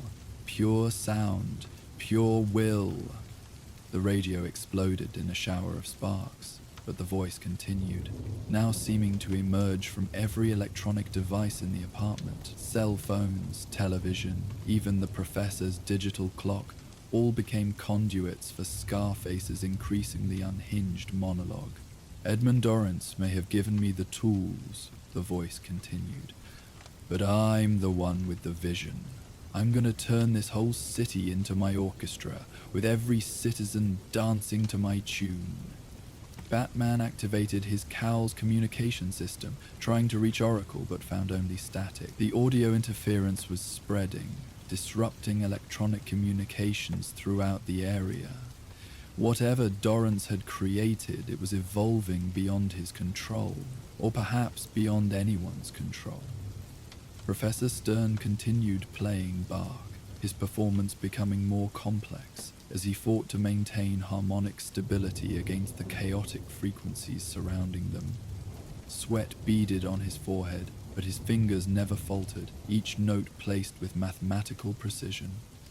"Master Bruce," Alfred said urgently, "the broadcasts are intensifying. If Professor Stern can't maintain the counter-harmony..." Batman was already moving, analyzing the apartment's layout and the placement of electronic devices. If Scarface was using the city's communication infrastructure to spread his influence, then the solution might be surprisingly simple. Cut the power. He found the apartment building's electrical panel in the basement, using his utility belt tools to systematically disable power to the surrounding blocks. And by one, the electronic voices fell silent, until only Professor Stern's piano remained, its acoustic purity cutting through the unnatural quiet like a blade of sanity in a world gone mad. In the sudden silence, Batman could hear something else. Breathing that wasn't quite human coming from the building's ventilation system. Someone was here, hiding in the infrastructure, using the building itself as a resonating chamber for their psychological experiments. "Stay with the professor," Batman told Alfred quietly. "Keep him playing. I think we're about to meet Dr. Dorrance in person." The building's basement was a maze of pipes and electrical conduits, perfect for concealing surveillance equipment and audio amplifiers. Batman moved through the mechanical spaces with practiced stealth, following the sound of irregular breathing to its source. He found Dorrance in a room that had been converted into a makeshift laboratory.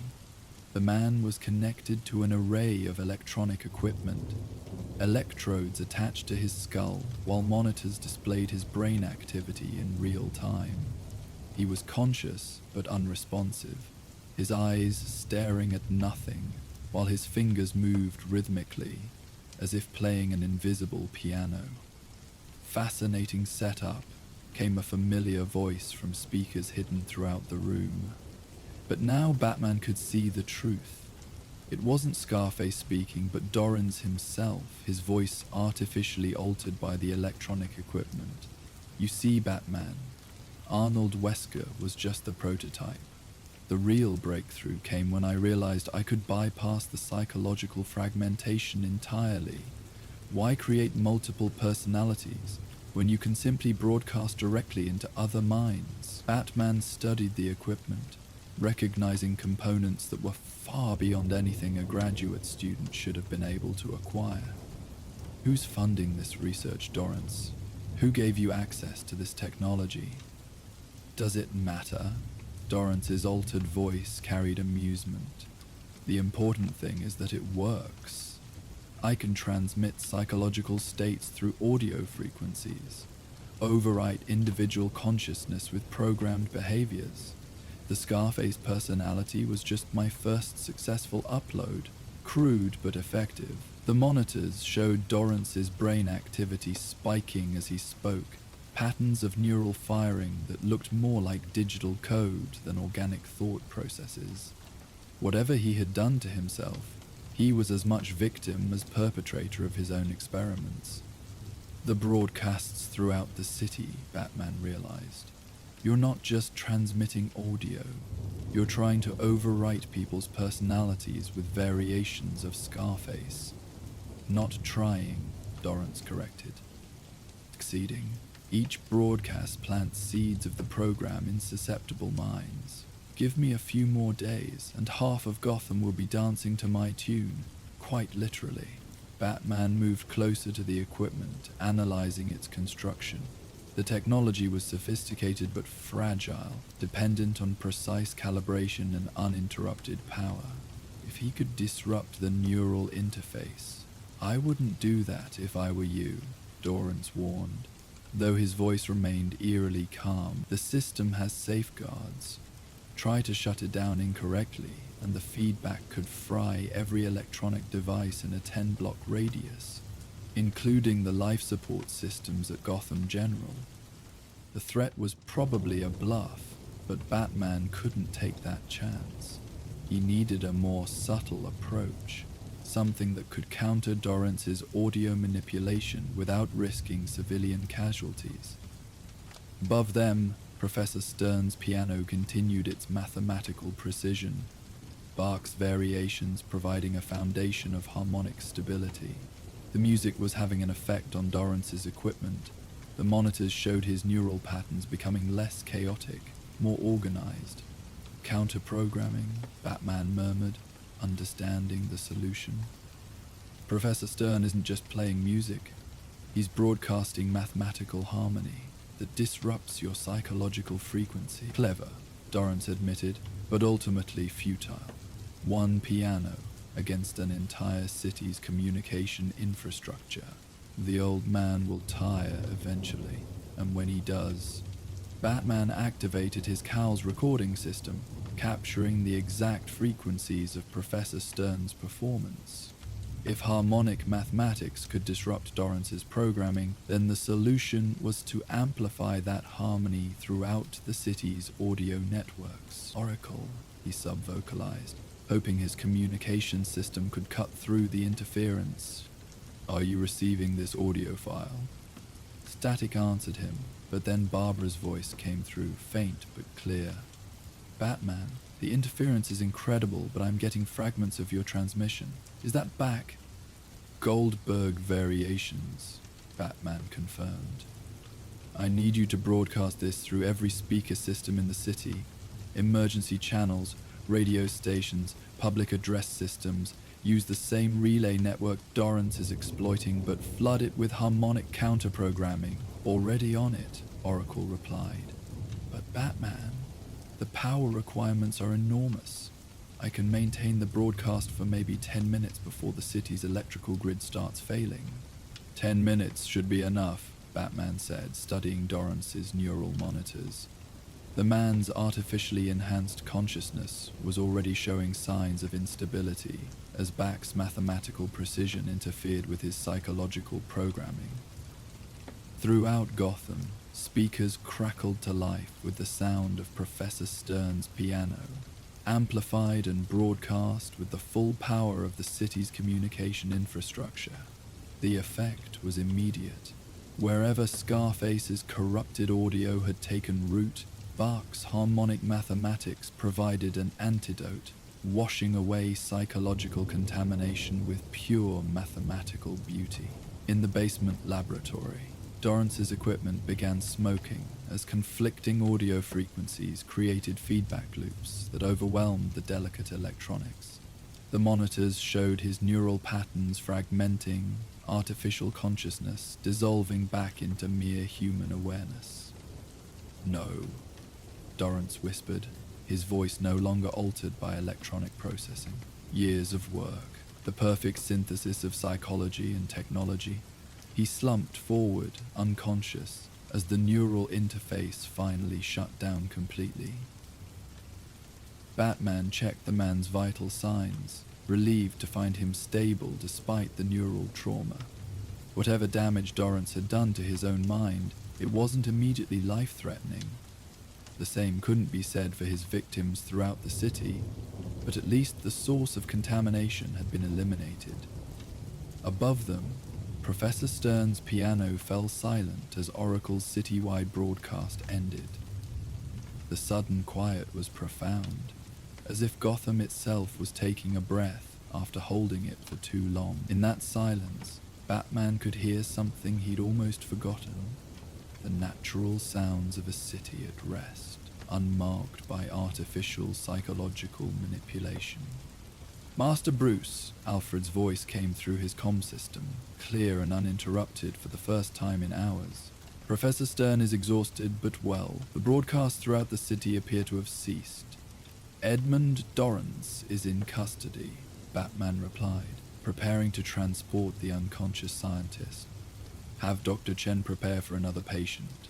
This one's going to need extensive neurological evaluation. As Batman carried Dorrance from the basement laboratory, he reflected on the night's events.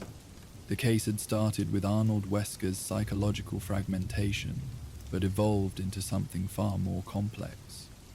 A reminder that in Gotham, even madness could be weaponized, turned into a tool for those clever enough to understand its mechanisms. The Batcave's medical bay had become a temporary psychiatric ward, with both Arnold Wesker and Edmund Dorrance under observation. Dr. Chen divided her time between the two patients, documenting what might be the first recorded cases of technologically enhanced dissociative disorders. Wesker's condition is stabilizing, she reported, without the external audio reinforcement. The Scarface personality appears to be reverting to its original psychological parameters. Still dangerous, but manageable with proper medication and therapy. And Dorrance, more complicated. The neural interface appears to have caused permanent changes to his brain structure. He's conscious now, but his memories of the past 5 years are fragmentary. He claims he was trying to develop therapeutic applications for audio-induced psychological states, but something went wrong. Batman wasn't surprised. Dorran's transformation from brilliant graduate student to criminal mastermind had probably been gradual, each experiment pushing him further from his original altruistic goals, until he lost sight of the boundary between helping and controlling. Professor Stern had returned to his apartment, but not before spending several hours with Alfred, discussing the mathematical principles underlying what they were already calling harmonic counter-programming. The technique might prove useful for treating other audio-based psychological manipulations. The beauty of Alfred observed as they reviewed recordings of the night's events is its mathematical precision. Each note has a specific purpose, a defined relationship to every other element of the composition. It's the perfect antidote to chaos. Batman nodded, understanding the deeper meaning. In a city where madness often seemed random and inexplicable, there was comfort in knowing that order could still be restored through the application of precise, logical principles. Whether those principles involved detective work or musical mathematics, the result was the same: darkness countered by carefully applied light. Over the following days, Gotham's electronic infrastructure was thoroughly cleaned of Dorrance's psychological programming. Oracle worked with the city's IT departments to identify and eliminate hidden audio files that might trigger delayed psychological responses. The process was painstaking but necessary. Even a single overlooked fragment could potentially restart the cycle of contamination. Arnold Wesker was transferred to Arkham Asylum, where Dr. Chen would oversee his treatment using conventional methods combined with carefully controlled exposure to harmonic frequencies. The hope was that mathematical music could help stabilize his fractured psyche, providing a foundation of order around which his healing could proceed. Edmund Dorrance faced a more uncertain future. His knowledge of audio-psychological manipulation made him dangerous, but his fragmented memories made it difficult to determine his level of culpability. He would remain under psychiatric observation indefinitely, both patient and prisoner in a system designed to contain minds too broken to function safely in society. Batman made one final visit to Professor Stern, finding the elderly musician at his piano as always, fingers moving across the keys with effortless precision. The apartment had been repaired and secured, its electronic systems hardened against future audio-based attack. An interesting case, the professor observed without turning from his playing. Music has always had the power to influence emotions, but I never imagined it could be weaponized so directly. We'll need to be more careful about the psychological implications of audio technology. There will be new safeguards, Batman assured him. Oracle is working with the FCC and other agencies to develop detection systems for hostile audio programming. What happened here won't happen again. Perhaps not in the same way, Professor Stern agreed. But human nature remains constant, Bruce. There will always be those who seek to control others, whether through violence, manipulation, or more subtle means. The important thing is to remember that order and chaos are both choices. and mathematics gives us the tools to choose wisely. As Batman prepared to leave, the professor's playing shifted to a piece he recognized, Beethoven's Moonlight Sonata, but performed correctly this time, without the psychological corruptions that had plagued the city. The music was hauntingly beautiful, each note carrying the weight of centuries of human artistic achievement. "Music is memory," Professor Stern said softly. "Every time we play a piece, we're connected to everyone who played it before us, everyone who will play it after. That's the real power of harmony. Not control, but connection. The ability to share beauty across time and space, to remind each other that we're not alone in the darkness." Batman listened until the sonata ended, understanding that this too was part of his education in protecting Gotham. The city's threats weren't always obvious, weren't always violent. Sometimes they were subtle, working through the spaces between thoughts, the silence between notes. But for every weapon that could be created, there was also a defense. Mathematics against chaos, harmony against discord, human connection against isolation. The night was quiet as Batman returned to patrol, but it was a natural quiet now, free from artificial manipulation. In the distance, he could hear the normal sounds of a city at rest: traffic, conversation, the occasional laugh or sigh that marked human presence in the urban landscape. It was a symphony of sorts, chaotic but authentic, the real music of human community that no electronic programming could replicate or replace. Somewhere in the city, people were sleeping peacefully, their dreams unmarked by psychological contamination. That peace was fragile, requiring constant vigilance to maintain, but tonight at least, it was secure. The Twilight Sonata had played its final corrupted notes, and Gotham could rest in natural silence once again. In the Batcave, Alfred continued his analysis of harmonic mathematics, preparing for whatever audio-based threats might emerge in the future. The piano in the cave's music room stood ready, its keys capable of generating the precise mathematical frequencies needed to counter psychological manipulation. It was a weapon disguised as an instrument, beauty serving the cause of protection. Batman reflected on the night's lessons as he patrolled the quiet streets. Music was indeed memory, connection, the thread that bound human consciousness across time and space. But like any powerful force, it could be corrupted, twisted to serve darker purposes. The challenge was to preserve its beauty while defending against its potential for harm. A balance as delicate and precise as the mathematical relationships that governed harmonic progression.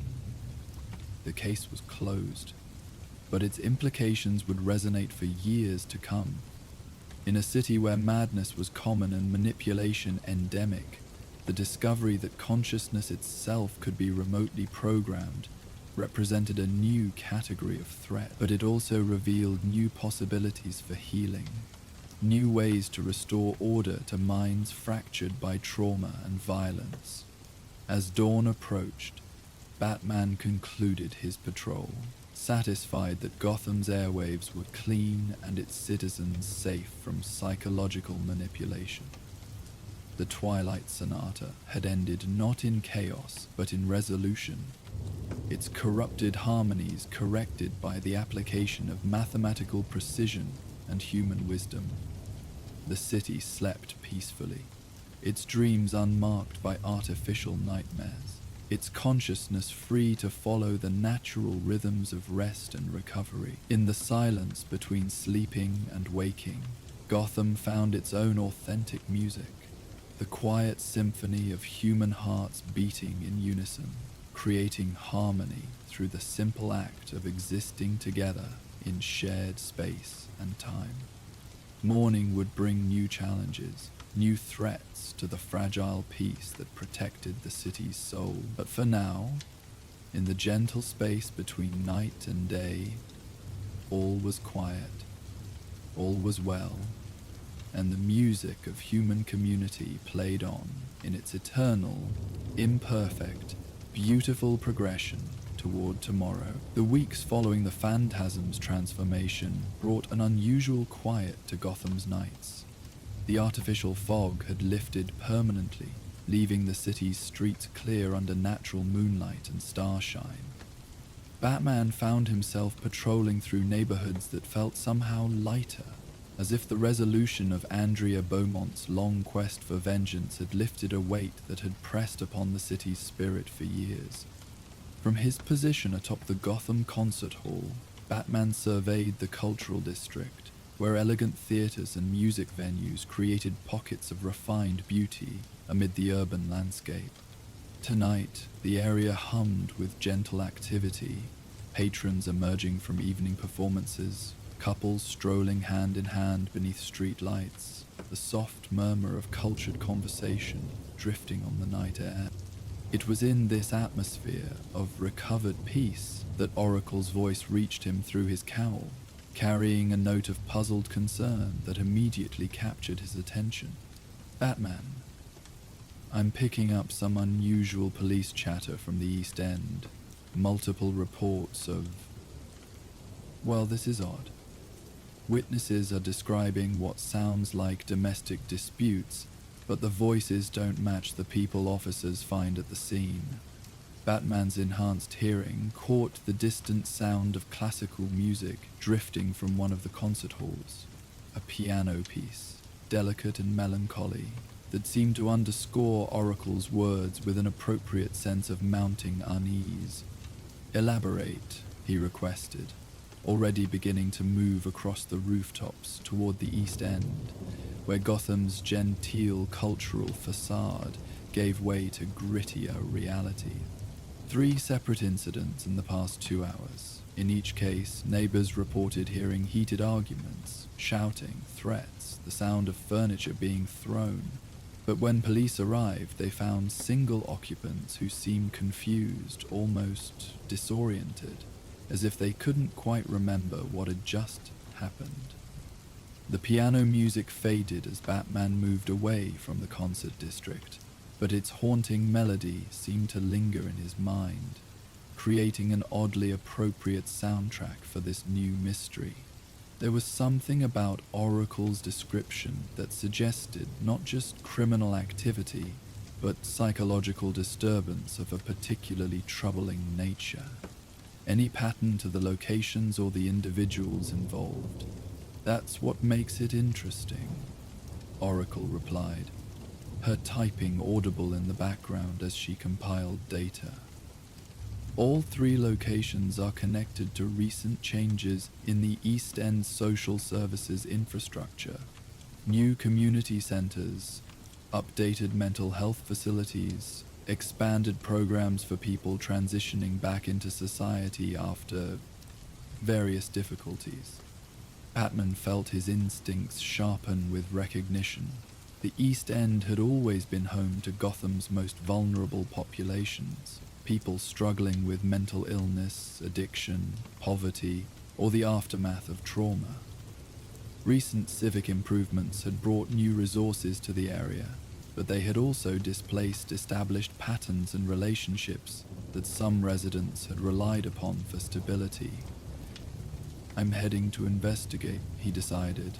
"Keep monitoring the police frequencies and let me know if there are any more reports." The journey from the concert district to the East End took him through several of Gotham's distinct neighborhoods, each with its own character and concerns. As he moved from the refined elegance of the cultural area toward the more challenging realities of the East End, Batman noticed how the city's soundtrack gradually shifted, from the gentle sounds of evening entertainment to the harder rhythms of urban survival. Yet even in the East End, there were signs of positive change. New streetlights created pools of safety along previously dark blocks. Community gardens brought touches of green beauty to concrete landscapes. The sounds drifting from open windows included not just the usual tensions and struggles, but also laughter, music, and conversation that spoke of hope taking root in difficult soil. It was against this backdrop of cautious optimism that the reports of mysterious domestic disputes seemed particularly unsettling. Something was disturbing the fragile peace that community organizers and social workers had worked so hard to establish. Fog rolled through Gotham's harbor like a living thing, transforming the familiar cityscape into something from another world. From his position atop the old lighthouse at Miller's Point, Batman watched as wisps of grey mist wound between darkened buildings, softening harsh angles and muffling the usual sounds of night.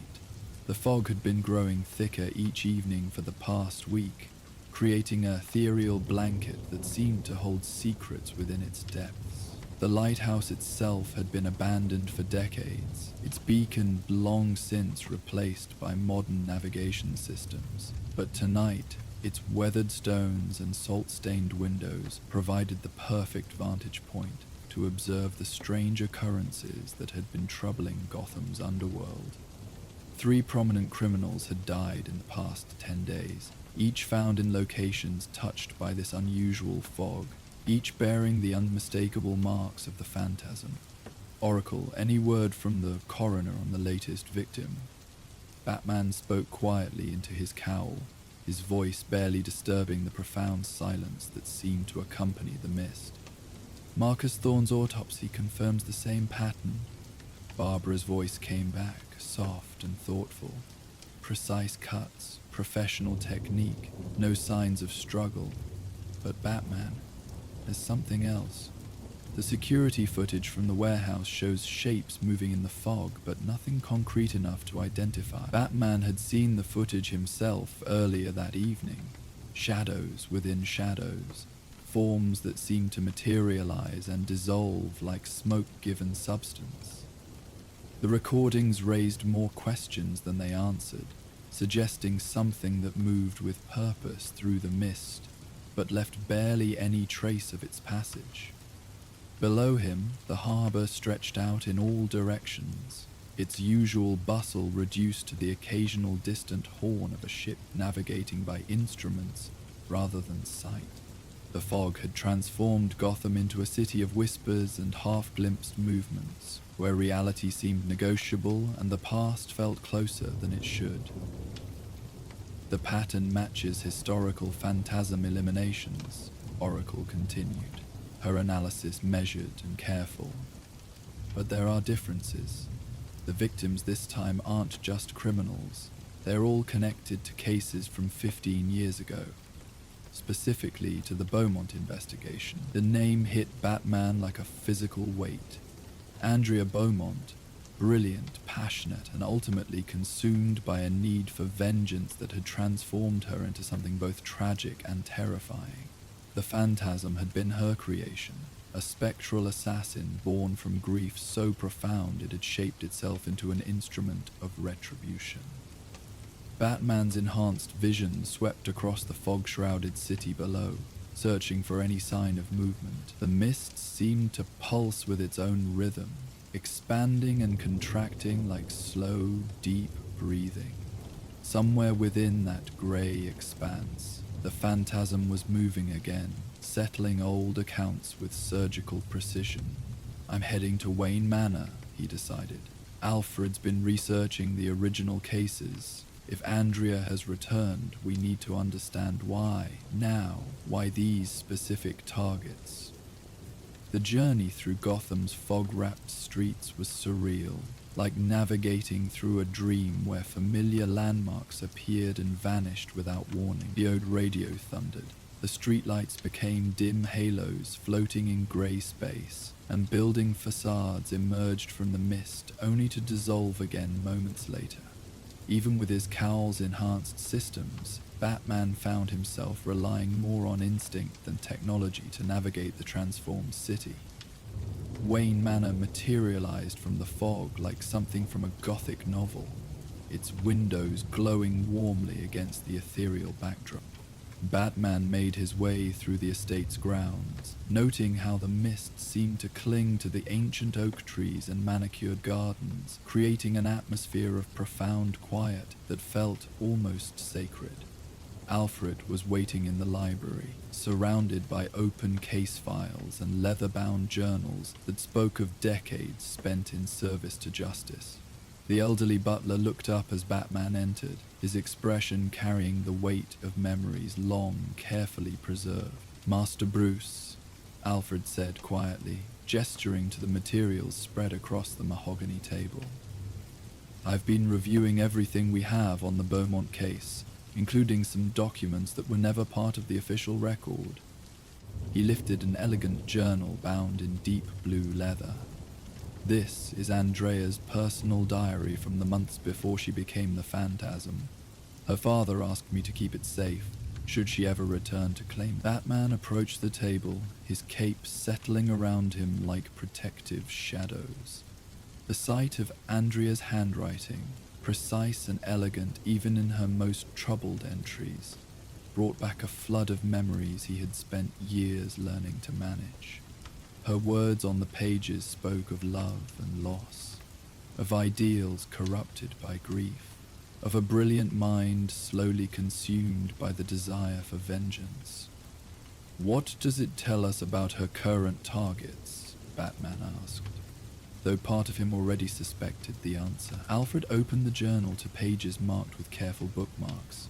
"The 3 men who have died were all present at her father's murder. They were part of the conspiracy that destroyed her family and sent her fleeing Gotham.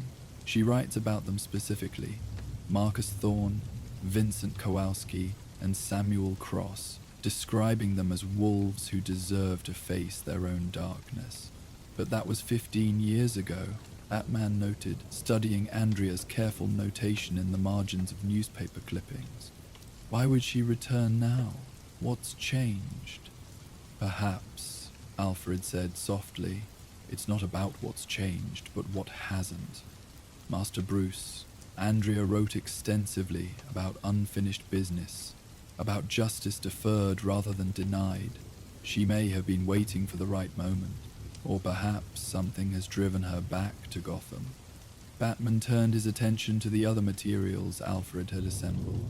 Police reports, witness statements, forensic analyses, all painting a picture of a woman who had been brilliant, passionate, and ultimately broken by circumstances beyond her control.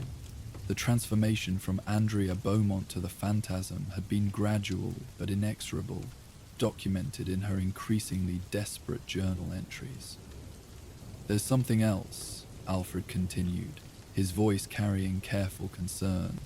"A retired detective named Raymond Walsh has been asking questions about the Phantasm. He worked some of the original cases and has become obsessed, I think would be the appropriate word. He's been contacting families of past victims, trying to establish some kind of pattern or prediction method." Batman's attention sharpened. "Walsh? I remember him from the files. Good detective, but he took the unsolved cases personally. What's his current status?" "Living in the Bowery, operating what he calls a consulting practice for cold cases. His neighbors describe him as harmless but eccentric, spending most of his time in a small apartment filled with newspaper clippings, photographs, and conspiracy boards. He's convinced the Phantasm never truly left Gotham, just went dormant." The fog outside the manor's windows seemed to press closer, creating an intimate cocoon around the library. Batman studied Andrea's journal entries, noting the careful analysis of her targets, the methodical planning that characterized her approach to vengeance. The Phantasm wasn't a creature of impulse, but of deliberate, calculated justice, or what she perceived as justice. "Master Bruce," Alfred said gently, "there's something else you should know. Mrs. Elena Vasquez has been trying to contact you through official channels. Her son Miguel was killed 3 months ago, in what appeared to be a random mugging, but she believes it was connected to his investigation into Phantasm sightings." The name was unfamiliar, but Batman's instincts suggested it was significant. What kind of investigation? Miguel Vasquez was a freelance journalist, apparently working on an article about urban legends in Gotham. According to his mother, he had been tracking reports of ghostly figures in the fog, trying to separate authentic sightings from hysteria.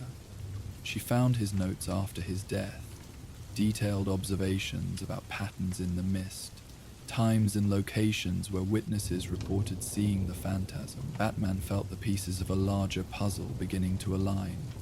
She thinks her son was killed because he was getting too close to something. She's convinced of it. And Master Bruce, the timing is significant.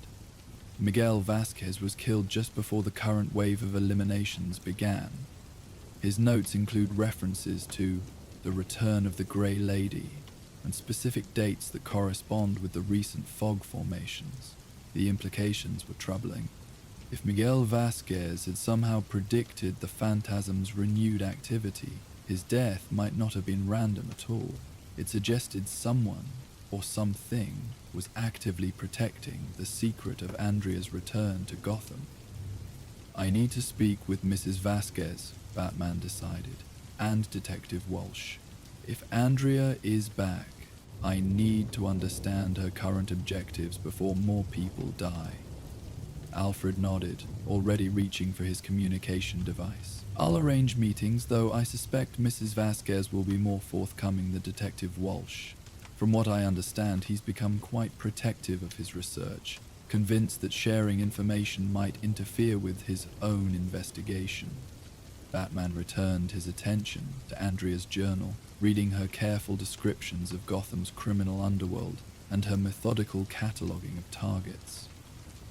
Her writing revealed a brilliant mind applying itself to the science of vengeance, treating justice as a problem to be solved through careful analysis and precise execution. Master Bruce, Alfred said softly, there's something else in her final entries. Andrea wrote about you, about Bruce Wayne and Batman both.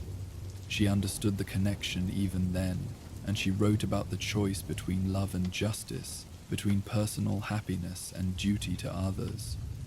The words hit closer to home than Batman cared to admit. Andrea had been one of the few people who might have understood both sides of his identity, who could have accepted the necessity of his mission while offering an alternative path. The relationship they might have had remained one of the great unexplored possibilities of his life. What did she conclude? He asked quietly. Alfred's expression carried infinite compassion.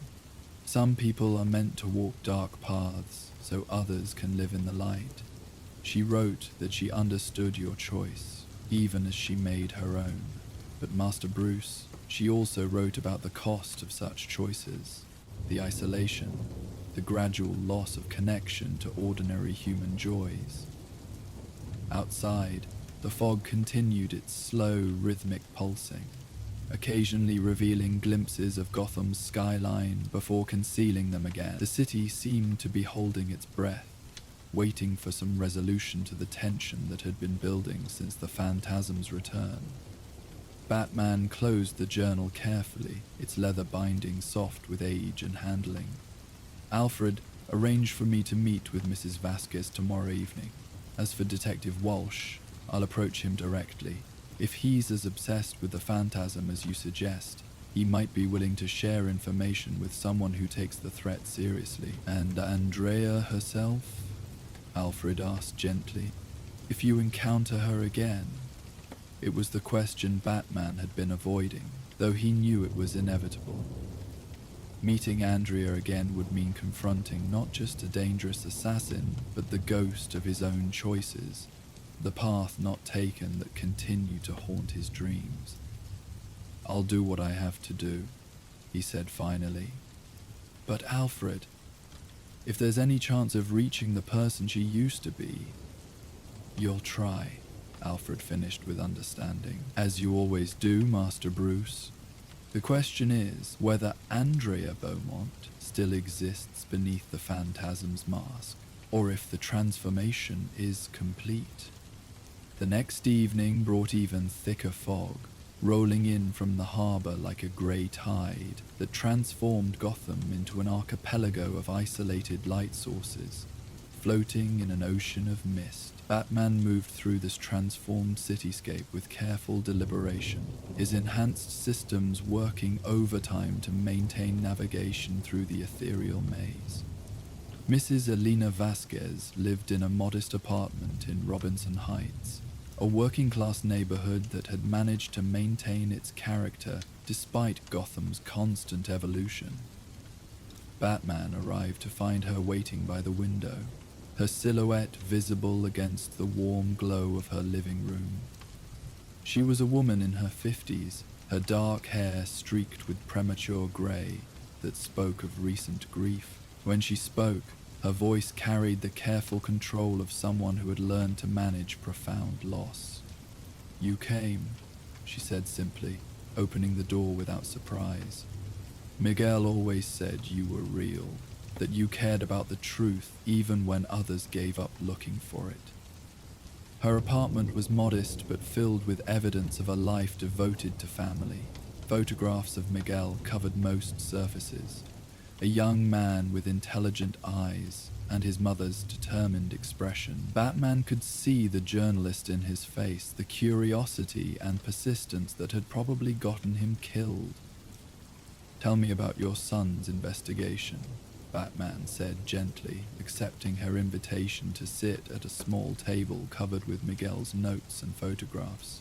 Mrs. Vasquez moved with careful precision, arranging her son's materials with the reverence of someone handling sacred relics. Miguel was fascinated by Gotham's mysteries, especially the ones that official sources dismissed as fantasy.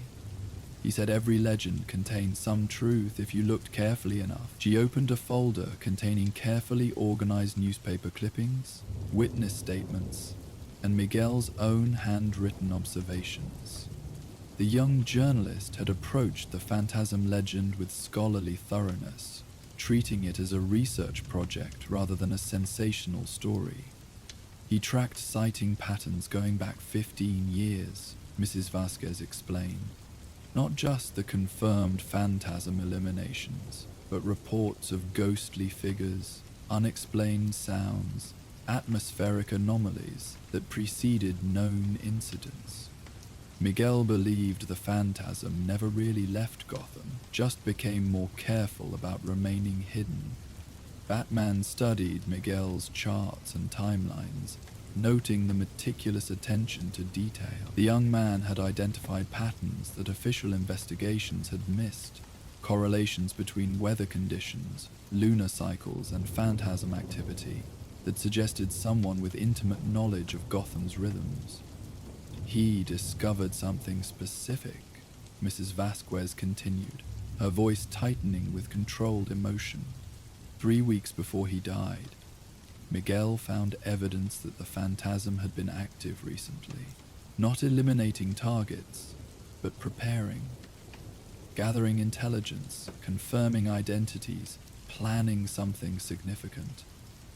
"What kind of evidence?" She opened another folder, revealing photographs that Miguel had taken with telephoto lenses. Misty figures moving through fog, shapes that might have been human but possessed an otherworldly quality. The images were frustratingly ambiguous, but collectively suggested purposeful movement through the city's shadows. "Miguel spent weeks trying to get clearer photographs," Mrs. Vasquez explained. "He developed techniques for penetrating fog with specialized filters and light sources, but the night he died, he told me he had finally gotten the evidence he needed. Proof that the phantasm was not just active, but preparing for what he called the final accounting." Batman felt cold certainty settling in his chest. His notes from that night? Gone. The police said it was a robbery, that his equipment was stolen along with his wallet, but they didn't take his camera, and Miguel always carried 2 cameras, a backup in case something happened to his primary equipment. The backup was hidden in his apartment, and it contained this. She handed Batman a single photograph. the image slightly blurred but unmistakably significant. It showed a figure in flowing robes standing on a rooftop, barely visible through swirling fog. But the positioning, the stance, the way shadows fell across the mysterious form. It was undeniably the phantasm, photographed with clarity no previous investigator had achieved. Miguel died because he found proof, Mrs. Vasquez said with quiet conviction. Someone killed him to protect the phantasm's secret, and now that killing has started again, I think Miguel's death was the first of the new eliminations. The implications were staggering. If Miguel Vasquez had been murdered to protect the phantasm's anonymity, it suggested someone with significant resources and connections was involved, someone who could arrange what appeared to be a random mugging but was actually a targeted assassination. Mrs. Vasquez, I need to ask you to be very careful, Batman said seriously. If your son was killed because of his investigation, then you may also be in danger. Is there somewhere safe you can stay? Her expression hardened with maternal determination. I've been living with that possibility for 3 months. But I won't hide while my son's killer remains free, and I won't stop looking for the truth that cost Miguel his life.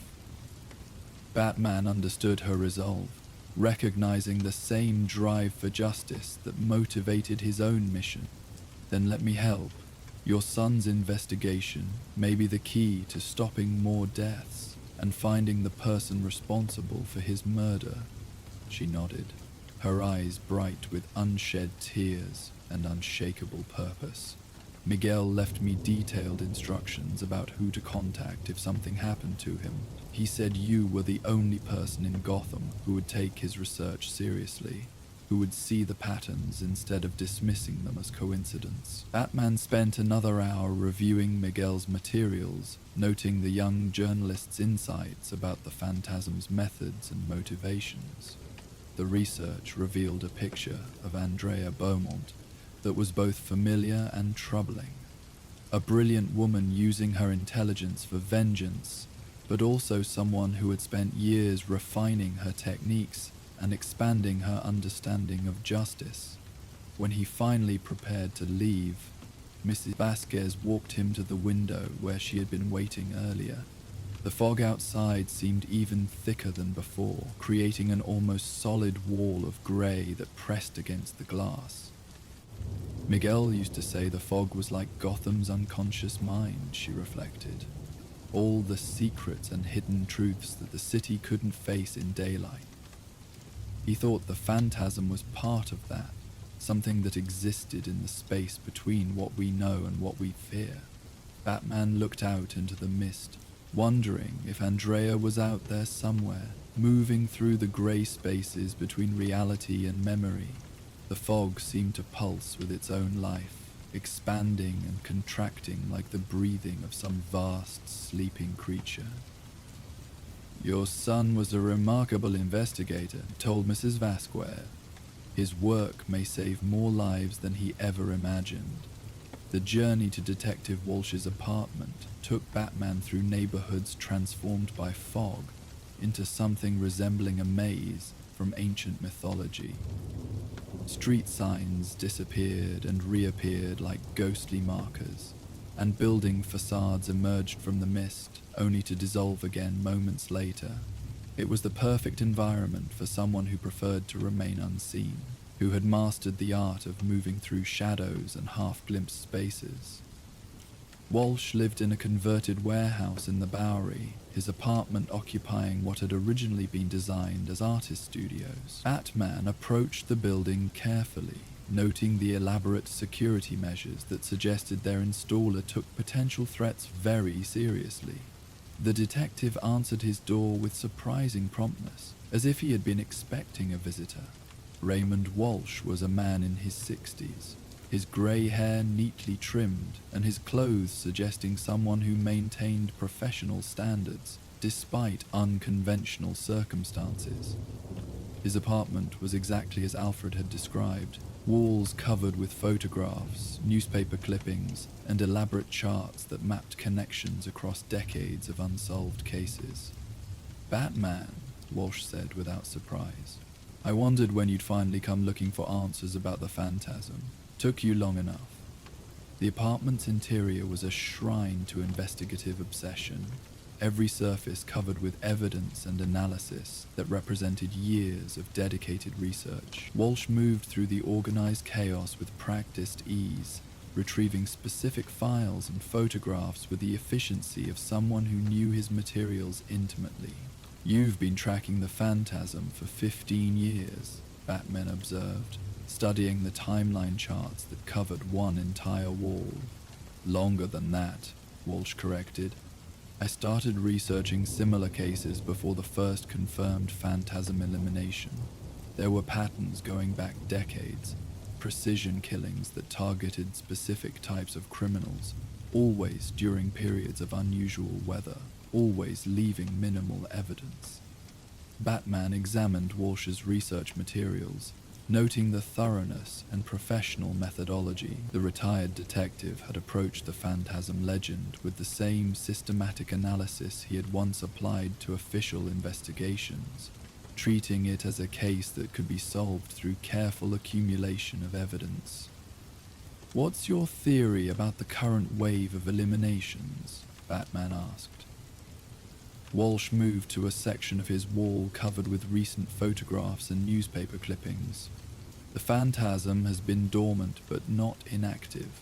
I believe she's been studying, planning, waiting for the right moment to complete unfinished business. The recent deaths aren't random. They're part of a systematic elimination of everyone connected to the original Beaumont case." "Everyone? Look at the pattern." Walsh pointed to a chart showing names connected by colored lines. Marcus Thorne, Vincent Kowalski, Samuel Cross, all present at Carl Beaumont's murder. But there are others who were involved but haven't been targeted yet. Judge Harrison, who dismissed evidence in the case. District Attorney Morrison, who refused to prosecute. Commissioner Loeb, who buried the investigation. Batman studied the connections, seeing how Walsh had mapped an entire conspiracy that had protected Carl Beaumont's killers. "How many names remain on the list?" 7, Walsh said grimly.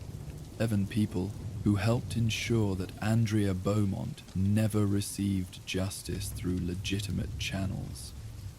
If I'm right about her objectives, she won't stop until every one of them faces what she considers appropriate consequences. The implications were staggering. 7 more potential victims, each probably unaware that they were being hunted by a ghost from their distant past. Batman realized he was looking at a carefully planned campaign that could take weeks or months to complete, depending on how cautious the phantasm chose to be. "Detective Walsh, why haven't you shared this analysis with the GCPD?" Walsh's expression turned bitter. "Because half the people on that list have connections within the department. Because the other half are too well protected by money and influence to be touched by ordinary investigation. The phantasm exists because the system failed, Batman. She's what happens when justice becomes so corrupted that people create their own alternatives." It was an uncomfortable truth that Batman understood all too well. His own mission had grown out of similar frustrations with the limitations of traditional law enforcement. The difference was that he had chosen to work within moral boundaries that the phantasm had abandoned long ago. "There's something else," Walsh continued, retrieving a thick folder from his desk. "I've been tracking atmospheric patterns associated with phantasm appearances. The fog isn't natural. It's being generated artificially, using industrial equipment positioned throughout the city." Batman's attention sharpened immediately. "Generated how? Specialized fog machines? The kind used for large-scale theatrical productions or military concealment operations?" They've been installed at strategic locations, rooftops, abandoned buildings, industrial sites. Someone with significant resources has been preparing Gotham for extended operations under cover of artificial fog. The revelation transformed Batman's understanding of the current situation. If the fog was being generated deliberately, it meant the phantasm had evolved beyond simply taking advantage of natural weather conditions. She was now creating her own environment, controlling the battlefield with the same precision she applied to eliminating targets. "Show me the locations," Batman requested. Walsh unrolled a large map of Gotham, marked with colored pins. Red pins are confirmed fog generator sites. Yellow pins are suspected locations based on atmospheric analysis. Blue pins are sites where phantasm eliminations have occurred. Notice the pattern? Batman studied the map, seeing how the fog generators formed overlapping coverage zones that could blanket entire neighborhoods in concealing mist. The elimination sites were all within areas that could be covered by artificial fog, suggesting careful planning and preparation. She's been planning this for months, Batman realized, installing equipment, mapping coverage areas, preparing the battlefield. "At least 6 months, Walsh confirmed. "Maybe longer. The phantasm has evolved from an opportunistic assassin into someone who creates her own opportunities. She's not just hunting targets, she's reshaping Gotham itself to serve her purposes." Batman continued studying Walsh's materials, noting the detective's insights about the phantasm's psychology and methodology. The retired investigator had developed a profile that was both respectful of his subject's intelligence and aware of the growing danger she represented. "Detective Walsh, I need you to consider something carefully. If your analysis is correct, then you may be in danger yourself. You've mapped her operations, identified her methods, developed countermeasures. That makes you a threat to her mission." Walsh's smile carried grim acceptance. "I've been living with that possibility for years. But Batman, someone has to remember. Someone has to understand what she was before she became what she is now. Andrea Beaumont wasn't born a killer. She was created by circumstances that could have been prevented. And you think understanding her past might help reach whatever humanity remains?" "I think," Walsh said carefully, "that the phantasm is still Andrea Beaumont underneath the mask. Still someone who loved deeply and lost everything to corruption and violence. The question is whether that person can be reached, or if the pain has transformed her completely." As Batman prepared to leave, Walsh handed him a small device that looked like a modified radio. "This will alert you when fog levels spike abnormally in any part of the city. If the phantasm is planning another elimination, you'll have advance warning when she begins generating concealment." Batman accepted the device, recognizing the value of Walsh's research and preparation. "Detective, if you're right about the remaining targets, we need to warn them." "Already tried," Walsh replied. "Judge Harrison died of an apparent heart attack 2 days ago, though the autopsy showed traces of an exotic neurotoxin. District Attorney Morrison is in protective custody, but he doesn't believe the threat is real. The others have either dismissed the warnings as fantasies or hired private security that won't be effective against someone with the phantasm's capabilities." The fog outside Walsh's apartment had grown even thicker during their conversation, reducing visibility to mere feet. Batman realized he was looking at the perfect hunting environment, a city transformed into a maze, where predator and prey could move unseen, where every shadow might conceal either salvation or destruction.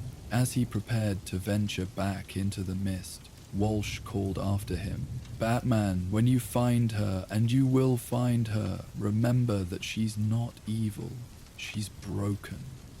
There's a difference, even if the results look the same." The journey back through fog-shrouded Gotham gave Batman time to process everything he had learned. Andrea Beaumont had returned not just as the phantasm, but as something far more dangerous. A methodical, patient hunter who had spent years preparing for a final accounting with everyone who had destroyed her family and her faith in justice. The artificial fog generators represented a troubling evolution in her methods. She was no longer content to wait for natural conditions that favored her operations. Instead, she was reshaping Gotham itself, creating an environment where she could operate with impunity while her targets remained confused and vulnerable. Batman's cowl device chimed softly. Walsh's fog detector was registering unusual atmospheric activity in the warehouse district. The readings suggested someone was generating concealment for immediate operations, which meant the phantasm was moving tonight. He changed course, heading toward the indicated coordinates, through streets that seemed to exist in some liminal space between reality and dream. The fog here was so thick it felt almost solid, pressing against him like a living thing that resented his intrusion. The warehouse district at night was already one of Gotham's more isolated areas, but the artificial fog had transformed it into something resembling an alien landscape. Buildings loomed out of the mist like ancient monoliths, their familiar shapes made strange and threatening by the grey shroud that concealed their details. Batman's enhanced vision systems struggled against the dense fog, forcing him to rely more heavily on sound and instinct than usual. Somewhere in this maze of metal and concrete, the phantasm was stalking her next victim, moving with the confidence of someone who had studied these streets for months. A soft sound, barely audible above the muffled city noise, drew his attention. Footsteps, carefully measured, moving with purpose through the concealing mist. Batman followed the sound, his own movements silent as shadow, tracking what might be either hunter or prey through the industrial labyrinth. The footsteps led him to an abandoned loading dock where a figure stood waiting in the fog. As Batman approached, the mist seemed to part slightly, revealing Commissioner Loeb, now retired but still recognizable despite the years that had passed since his corrupt administration had been exposed and dismantled. Loeb looked nervous, constantly checking his surroundings, clearly aware that he was in danger, but uncertain of its exact nature. He carried himself like a man who had lived too long with the consequences of past decisions, who knew that someday those choices would demand payment. "She's coming for me, isn't she?" Loeb said without turning around, somehow sensing Batman's presence. The phantasm. After all these years, she's finally coming to collect what she thinks I owe. Batman stepped closer, noting how the fog seemed to swirl around them both, creating an intimate space within the larger grey expanse. "Why are you here?" This is exactly the kind of isolated location she would choose. "Because running won't help," Loeb replied, finally turning to face him. The former commissioner looked older than his years, worn down by guilt and the weight of choices that had seemed pragmatic at the time, but revealed their true cost only in retrospect. "I've been hiding from this conversation for 15 years. Maybe it's time to stop." "What conversation?" Loeb's expression carried the heavy resignation of someone who had accepted inevitable consequences. "The one where I explain why we buried the Beaumont investigation.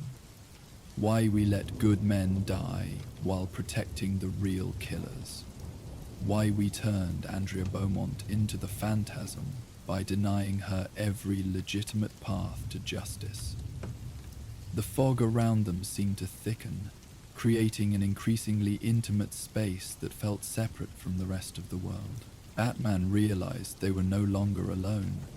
Somewhere in the grey expanse, another presence was listening, waiting, weighing the value of what Loeb might reveal. "Talk," Batman said simply. Loeb nodded, his voice carrying the careful precision of someone making what might be his final confession. Carl Beaumont was killed because he tried to go legitimate. He had evidence about city contracts, about connections between organized crime and elected officials. He wanted to trade that information for protection, for a chance to build an honest life for himself and his daughter.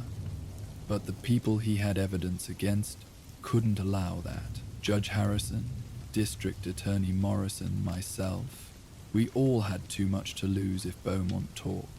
So we made a deal with Salvatore Valestra and his people.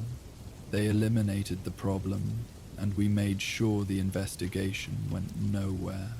Batman felt cold anger building in his chest. The conspiracy had been even more extensive than he had realized, reaching into the highest levels of Gotham's justice system. Andrea hadn't lost her father to random criminal violence. She had been betrayed by the very institutions that were supposed to protect innocent people. And when Andrea tried to get justice through legitimate channels, we blocked her at every turn, dismissed evidence, refused to issue warrants, made sure she understood that pursuing the matter would only bring more tragedy to her family. Loeb's voice cracked slightly. We destroyed her faith in everything she had been raised to believe. We made her into something that could only find peace through vengeance. The fog around them pulsed like a living heartbeat, and Batman realized the phantasm was very close now, probably close enough to hear every word of Loeb's confession. The former commissioner seemed to sense it too, his eyes scanning the grey expanse that surrounded them. "She's here, isn't she?" Loeb asked quietly. "Andrea? After all these years, she's finally come home." "Yes," a new voice answered from the fog, feminine, familiar, carrying echoes of the passionate young woman Batman had once known and the cold assassin she had become. "I'm here, Commissioner. We have unfinished business." The phantasm materialized from the mist like a figure from a dream, her flowing robes making her seem more spirit than flesh. The mask that concealed her features was elegant and terrible, transforming her into something that existed between human and supernatural, between justice and vengeance. "Andrea," Batman said carefully, stepping slightly between her and Loeb. "Don't do this. You have his confession. Let the law handle it from here." Her laugh carried bitter knowledge accumulated over years of disappointment. "The law? The same law that protected him while he destroyed my family? The same law that made me into this?" She gestured to her spectral appearance. "No, Bruce. Some debts can only be paid in kind." "And Miguel Vasquez?" Batman asked, watching her reaction carefully. "What debt did a young journalist owe you?" For the first time, the phantasm hesitated. "Miguel Vasquez was unfortunate. His investigation was getting too close to operations that needed to remain secret, but his death was quick, humane." Batman's voice carried controlled anger. "You orphaned his mother, destroyed her life just as surely as yours was destroyed. How does that serve justice?" The phantasm's mask seemed to shimmer in the fog, concealing whatever emotions might have crossed her features. "Sometimes justice requires sacrifice.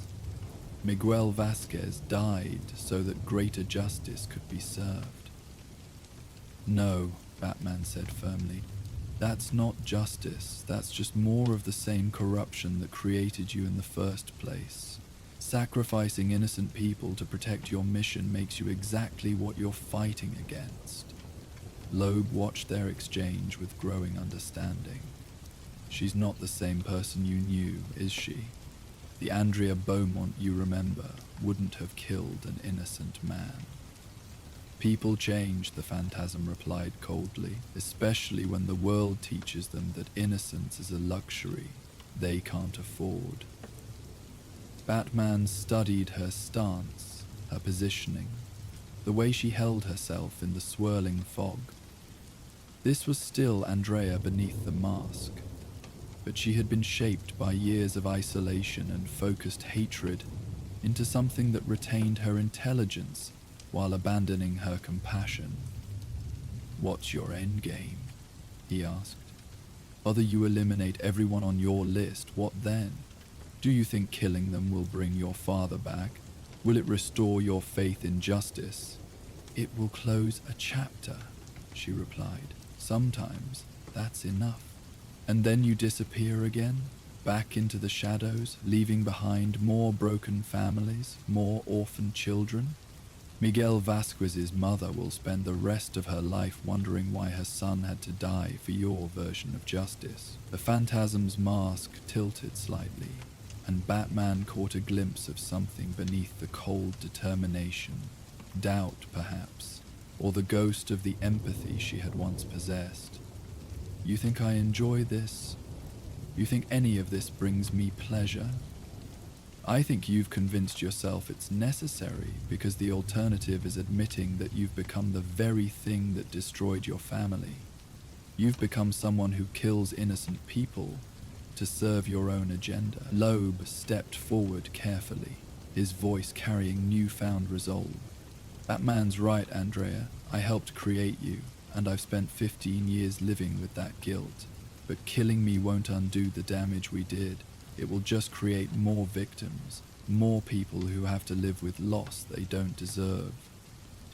The fog around them seemed to pulse with tension, expanding and contracting as if responding to the emotional weight of their confrontation. Batman realized this was the moment that would determine not just Loeb's fate, but the future of Andrea. "But there's another way," he said quietly. "Help me expose the full conspiracy. Use your evidence, your knowledge, to ensure that justice is served through legitimate channels. Give Miguel Vasquez's death meaning by making sure no other families are destroyed by corruption." The phantasm stood motionless for long moments, her mask revealing nothing of the internal struggle Batman knew must be taking place. When she finally spoke, her voice carried echoes of the woman she had once been. "And if the system fails again, if corruption protects the guilty while the innocent suffer, what then, Bruce?" "Then we try again. We keep fighting, keep believing that justice is possible without becoming the evil we're fighting against. That's what makes us different from them." She turned toward Loeb, and Batman tensed, ready to intervene if necessary. "Commissioner, you have a choice. Come forward voluntarily, reveal everything you know about the conspiracy, help make sure no other families suffer what mine did, or face the consequences of your silence." Loeb nodded slowly, understanding flooding his features. "I'll come forward. I'll testify, provide evidence, do whatever it takes to make this right. But, Andrea, can you forgive an old man who was too weak to do the right thing when it mattered?" The phantasm's mask seemed to soften slightly in the swirling fog. "Forgiveness is harder than vengeance, Commissioner. But perhaps it's time I learned that lesson." As the fog began to dissipate around them, revealing the warehouse district in its more familiar form, Batman realized they had reached something that might be called resolution. Not the dramatic justice that the phantasm had planned, but something more difficult and ultimately more meaningful. The choice to break cycles of violence, rather than perpetuate them. "The fog generators," Batman said as the artificial mist continued to clear. "You'll disable them?" "The fog was always meant to be temporary," Andrea replied, her voice carrying hints of the woman she had been before tragedy reshaped her. A way to create space for difficult conversations, like this one. As natural dawn light began penetrating the dissipating fog, Batman could see her more clearly. Still dangerous, still carrying years of carefully controlled pain, but somehow more human than she had appeared in the concealing mist. "Miguel Vasquez's mother," he said quietly. "She deserves to know the truth about why her son died." The phantasm nodded slowly. "I'll find a way to make amends. It won't bring him back, but perhaps it will help her find peace. She paused, studying Batman's face. You still believe in redemption, don't you? Even for someone like me. Especially for someone like you, he replied, because the alternative is accepting that good people can be completely destroyed by evil circumstances. I refuse to believe that. As the fog lifted entirely, revealing Gotham in the clear light of morning, the phantasm began to fade back into shadows, not disappearing entirely, but resuming the careful invisibility that had protected her for so many years. Bruce, she called softly as she prepared to leave. Thank you for reminding me who I used to be. The warehouse district slowly returned to its normal daytime rhythms as the last of the artificial fog dissipated. Batman stood with Commissioner Loeb, both men processing what had just occurred and its implications for the future. She could have killed me, Loeb observed.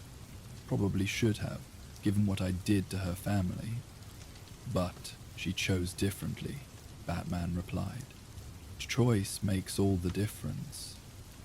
In the days that followed, Commissioner Loeb kept his promise, coming forward with detailed testimony about the conspiracy that had destroyed the Beaumont family.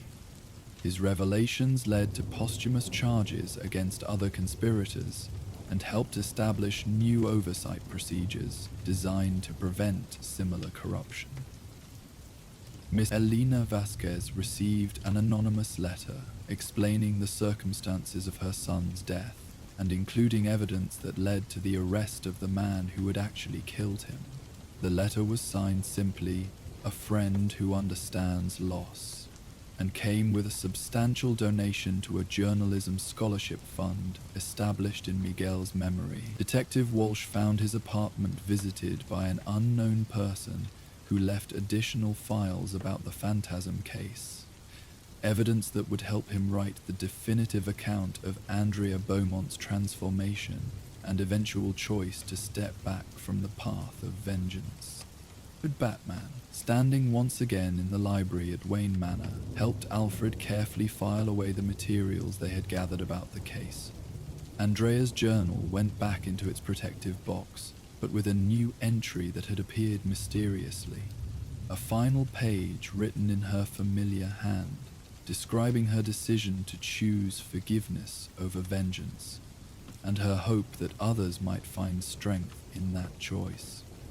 "Do you think we'll see her again, Master Bruce?" Alfred asked as they organized the files. Batman looked out at Gotham's skyline, clear and bright under natural sunlight, free of the artificial fog that had concealed so many secrets. "I think she'll be around, watching, protecting the city in her own way, but as Andrew Beaumont, not as the phantasm. And that brings you peace?" "It brings me hope," Batman replied. "Hope that redemption is always possible, even in the darkest circumstances. Sometimes, that's enough." The evening mist that occasionally rolled through Gotham in the weeks that followed was natural and gentle, softening the city's harsh edges without concealing its essential character. And sometimes, just sometimes, residents reported glimpsing a figure moving through that mist. Not the terrifying phantasm of legend, but something more hopeful, a guardian spirit watching over those who needed protection. A reminder that even the deepest darkness could be touched by light.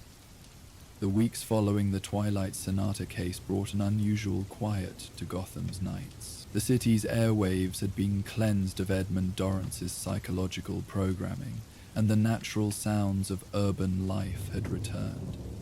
Traffic humming through empty streets, the distant murmur of late-night conversations. Batman found himself listening more carefully to these sounds during his patrols, attuned to the subtle audio signatures that might herald another attempt at sonic manipulation. But as the days passed without incident, his attention gradually shifted to other mysteries waiting in Gotham's shadows.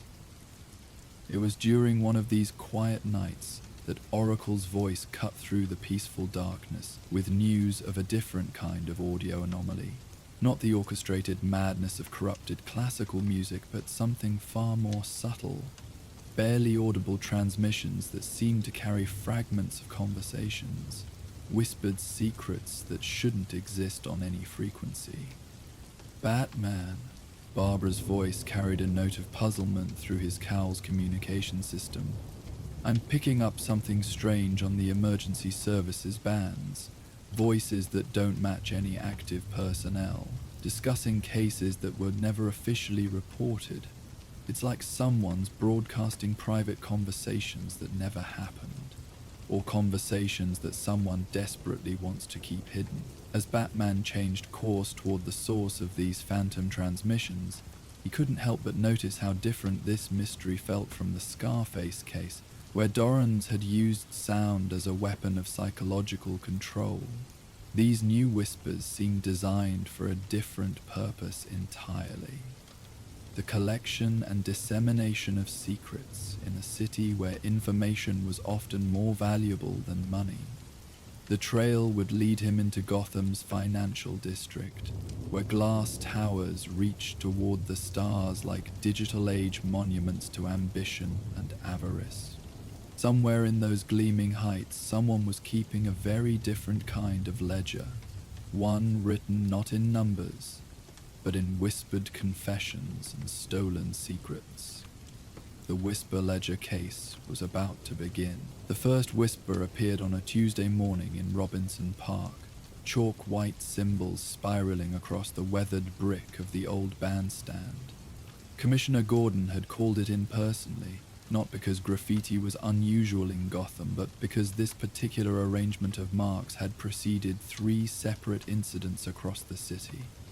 A purse snatching at precisely 3:17 a.m., a break-in that yielded nothing but a single antique clock, a street fight that began and ended with the chiming of nearby church bells. Batman crouched beside the fresh markings, his cowl's analytical systems recording every curve and angle. The symbols weren't random, they followed a pattern older than Gotham itself, incorporating astronomical calculations with what appeared to be ancient calendrical notation. Someone was using the movement of celestial bodies to predict, or perhaps orchestrate, the city's minor crimes. Oracle, he sub-vocalized, tracing one particular glyph with a gloved finger.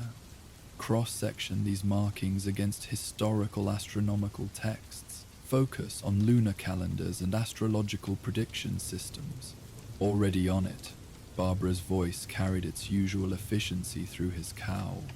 The style matches several medieval astrological traditions, but there are modern elements too. Whoever's creating these knows both ancient and contemporary astronomical calculation methods. The full moon hung pale in the early morning sky, barely visible against the dawn light. According to the pattern Batman was beginning to recognize, the next escalation would occur within hours of moonset. He stood slowly, studying how the symbols seemed to point toward different sections of the city, a star chart laid out across Gotham's geography. Alfred's voice joined the communication channel with characteristic timing. Master Bruce, I've located some interesting materials in the manor's library. Your father collected quite an extensive array of astronomical and astrological texts during his university years. Many contain calculation methods that match what you've described. Bring them to the cave, Batman replied, already moving toward the Batmobile. And Alfred, prepare the observatory. We may need to dust off some old equipment. The Batcave's observatory had been largely neglected for years, its telescope and calculation instruments gathering dust, while Batman focused on more immediate threats. But Thomas Wayne had installed the facility for serious astronomical work, recognizing that Gotham's position and elevation made it ideal for celestial observation. Now, faced with a mystery that literally written in the stars, those forgotten instruments might prove essential. Batman spent the morning reviewing footage from the locations where previous whispers had appeared. Each site held historical significance. Places where Gotham's original settlers had gathered for seasonal celebrations, where ancient trade routes had intersected, where indigenous peoples had once marked celestial events. The pattern suggested someone with deep knowledge of the city's hidden history.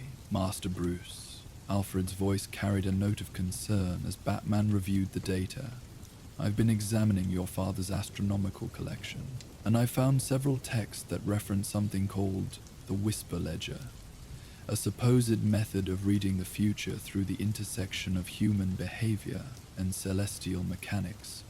Meaning, the theory suggests that cosmic events don't merely influence human behavior, they can be used to predict it with mathematical precision.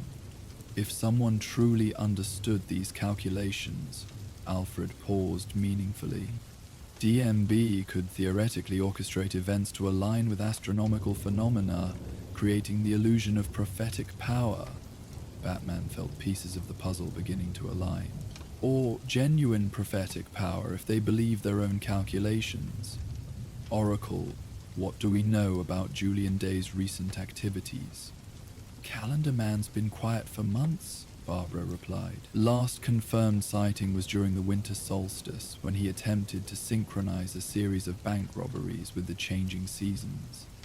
But there have been reports of someone matching his description visiting the city's libraries and observatories.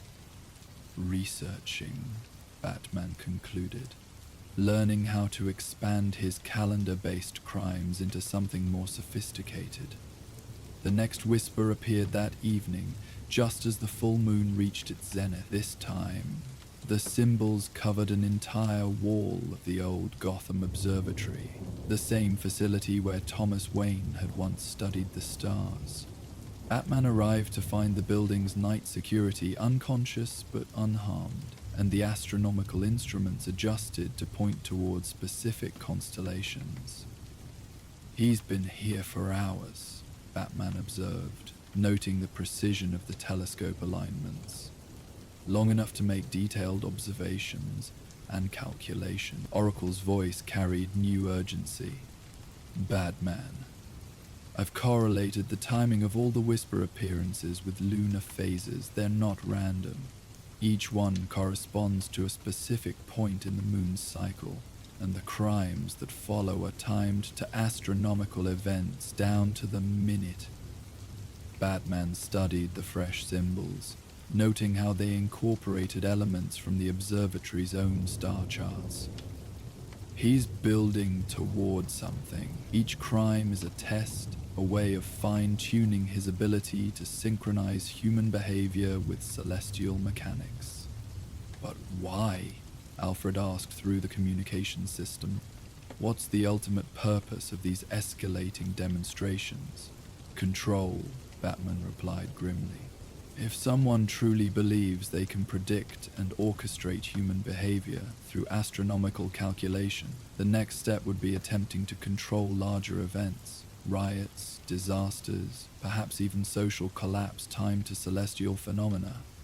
He moved through the observatory methodically, noting how Calendar Man had used the facility's own instruments to enhance his calculation. The man wasn't just creating graffiti, he was conducting genuine astronomical research, combining ancient astrological traditions with modern scientific precision. Master Bruce. Alfred's voice carried a thoughtful tone. Your father's notes mention a particular text, the Chronos Codex, that supposedly contains the most complete version of the Whisper Ledger calculations. According to his research, only 3 copies were known to exist. One was held by the Gotham Historical Society, and now reported stolen 3 months ago, along with several other rare astronomical texts. The theft was attributed to common book dealers, but given what we now know, Julian Day was gathering his source materials. Batman continued his examination of the observatory, finding subtle modifications to several instruments.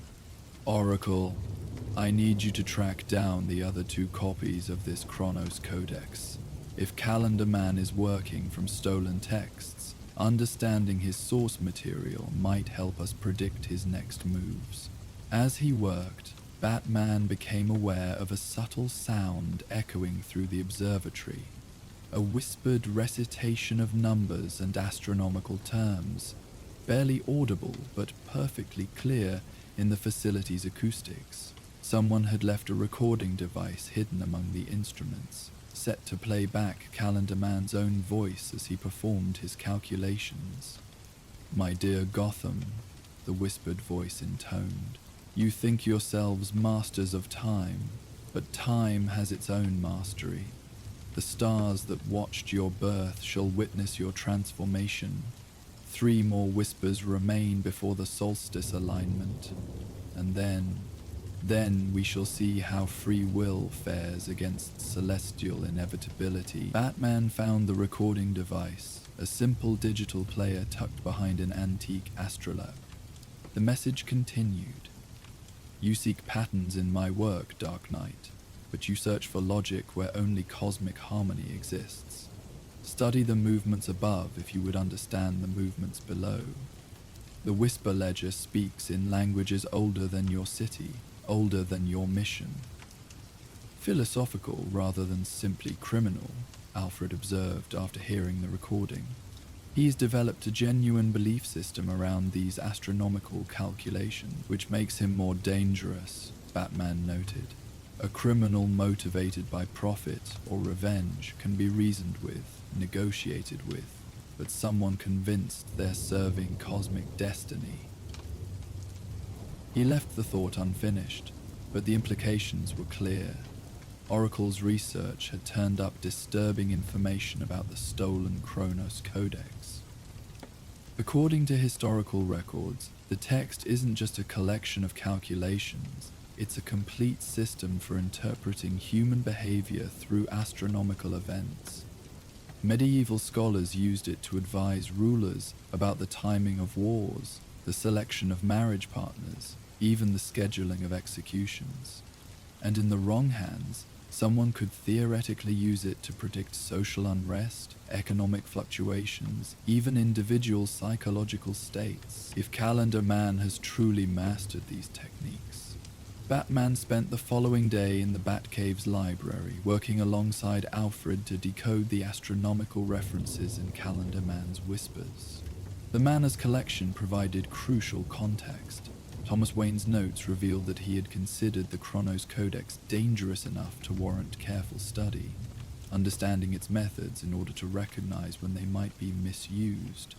"Your father was quite thorough," Alfred noted, indicating pages of careful translation work. "Seems to have been particularly concerned about the psychological effects of believing too strongly in astrological prediction. Here, he writes about the seductive nature of cosmic predestination and its tendency to erode human agency. Meaning, people who become convinced that their actions are controlled by celestial forces may stop making truly independent choices," Batman concluded. "They become more predictable, more manipulable, precisely.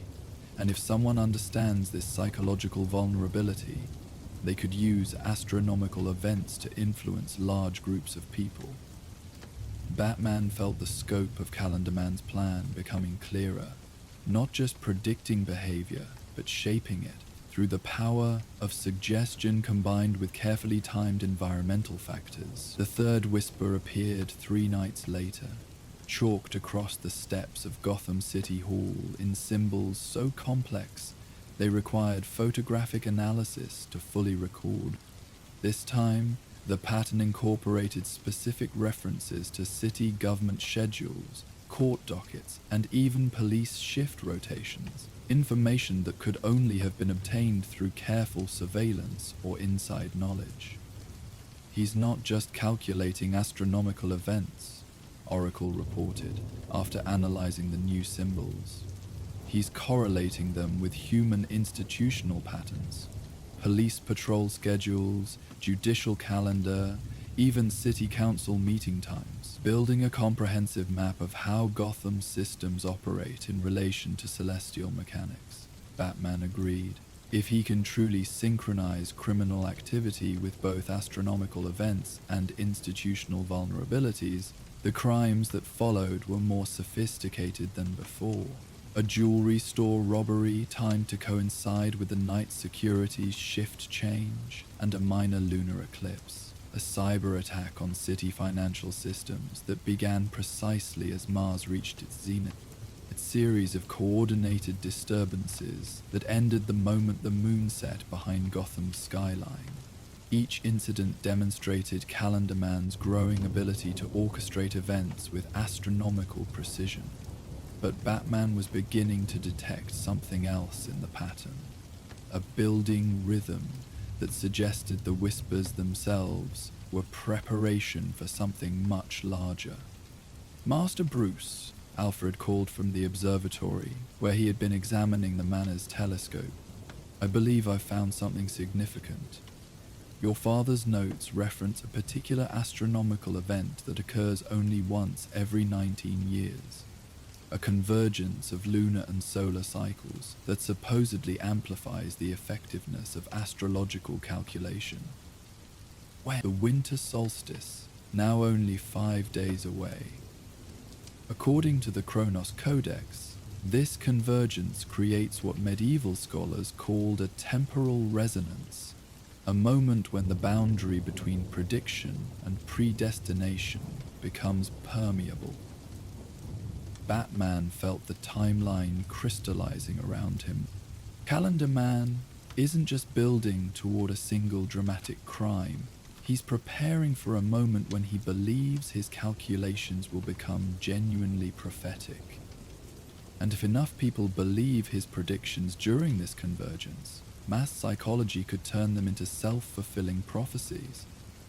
Batman stood in the observatory, looking out at Gotham's lights through the telescope his father had once used to study these same stars.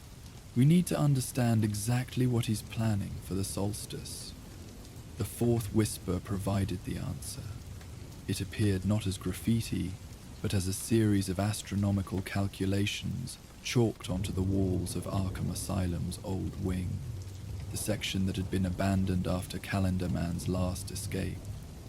The symbols were incredibly complex, filling entire walls with interlocking calendrical systems and celestial mechanics. Batman studied the calculations with growing concern. They described a city-wide event synchronized to the exact moment of the solstice.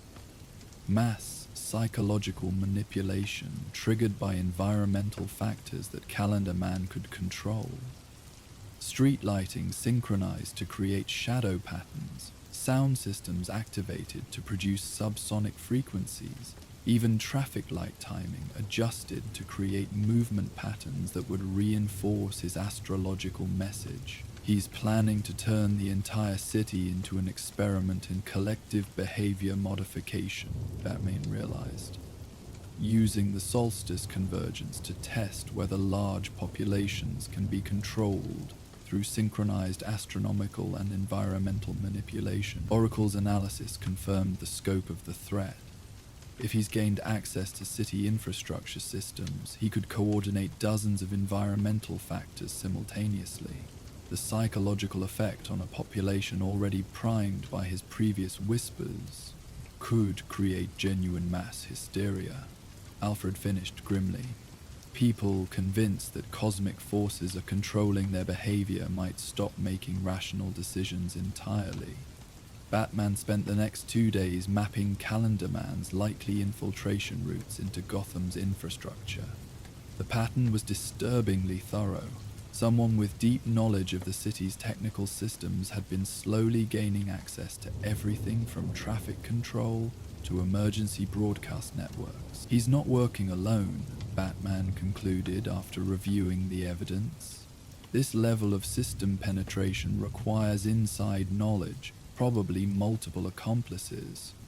Master Bruce. Alfred's voice carried a note of discovery. I've found something in your father's notes that might be relevant. He mentions interviewing a young woman named Dr. Sarah Chen, an astronomer who had become convinced that astrological prediction was genuinely scientific. Your father was concerned about her psychological state. Apparently, she had begun organizing her entire life around astronomical calculations. What happened to her? She disappeared shortly after your parents' death. But according to these notes, she had been working on a project to demonstrate the validity of the Chronos Codex through large-scale social experiments. Batman felt another piece of the puzzle falling into place. Calendar Man found himself a true believer, someone with both the technical knowledge and the psychological commitment to help him implement his plans.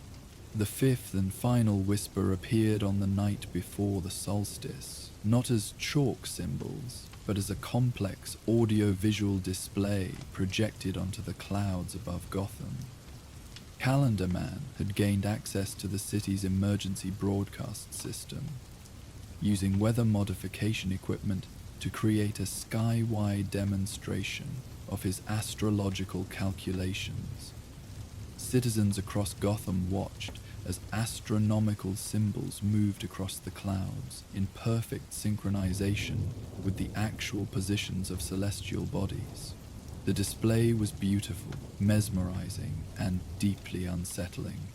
A demonstration that someone possessed both the knowledge and the technical capability to literally write messages in the sky. Fellow citizens of Gotham, Calendar Man's voice echoed from every emergency speaker in the city. Tomorrow's solstice marks not merely the changing of seasons, but the changing of human destiny itself. The Whisper Ledger has spoken through 5 lunar cycles, and each prediction has proven true.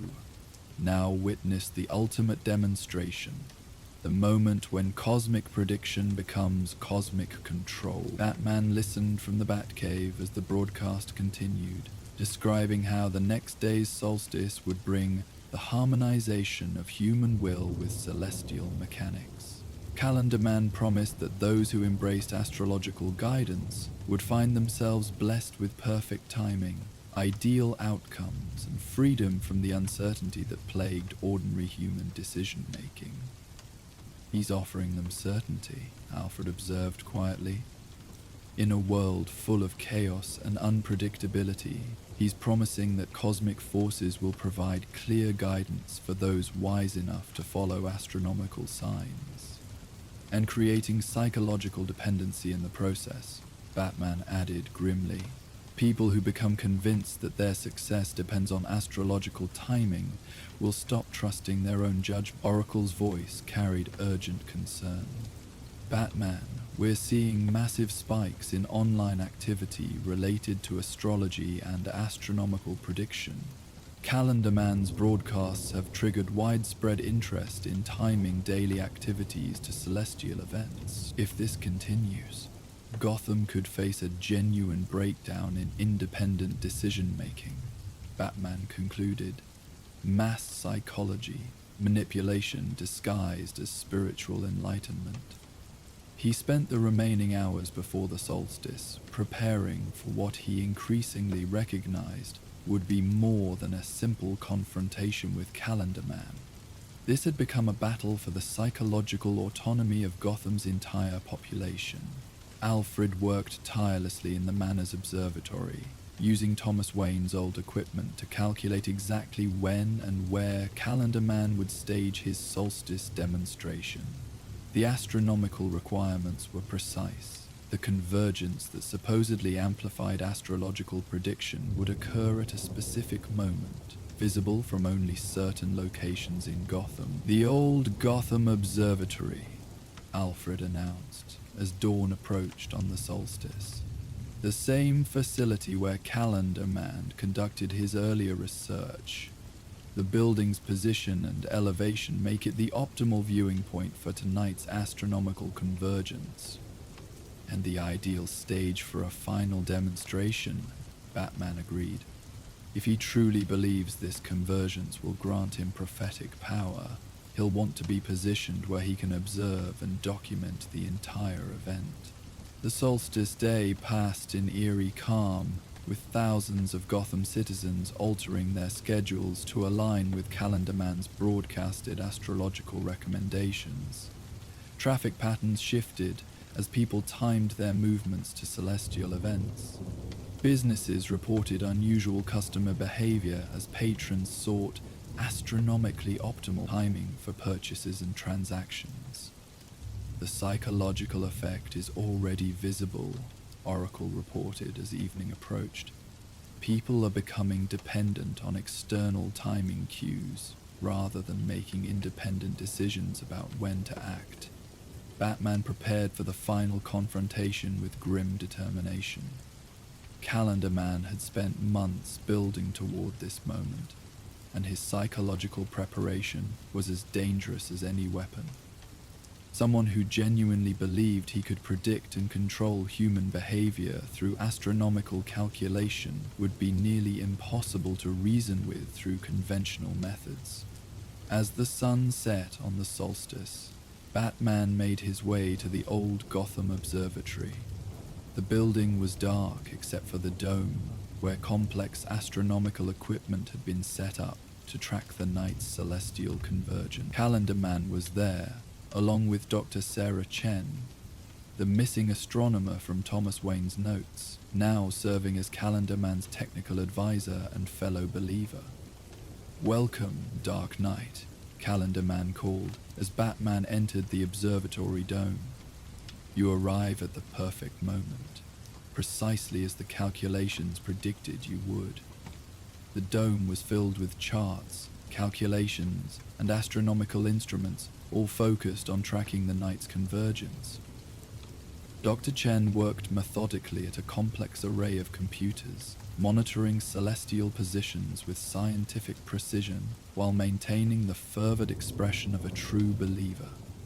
"Julian," Batman said quietly, using Calendar Man's real name deliberately, "you've convinced yourself that human behavior can be predicted through astronomical calculation, but prediction isn't the same as control."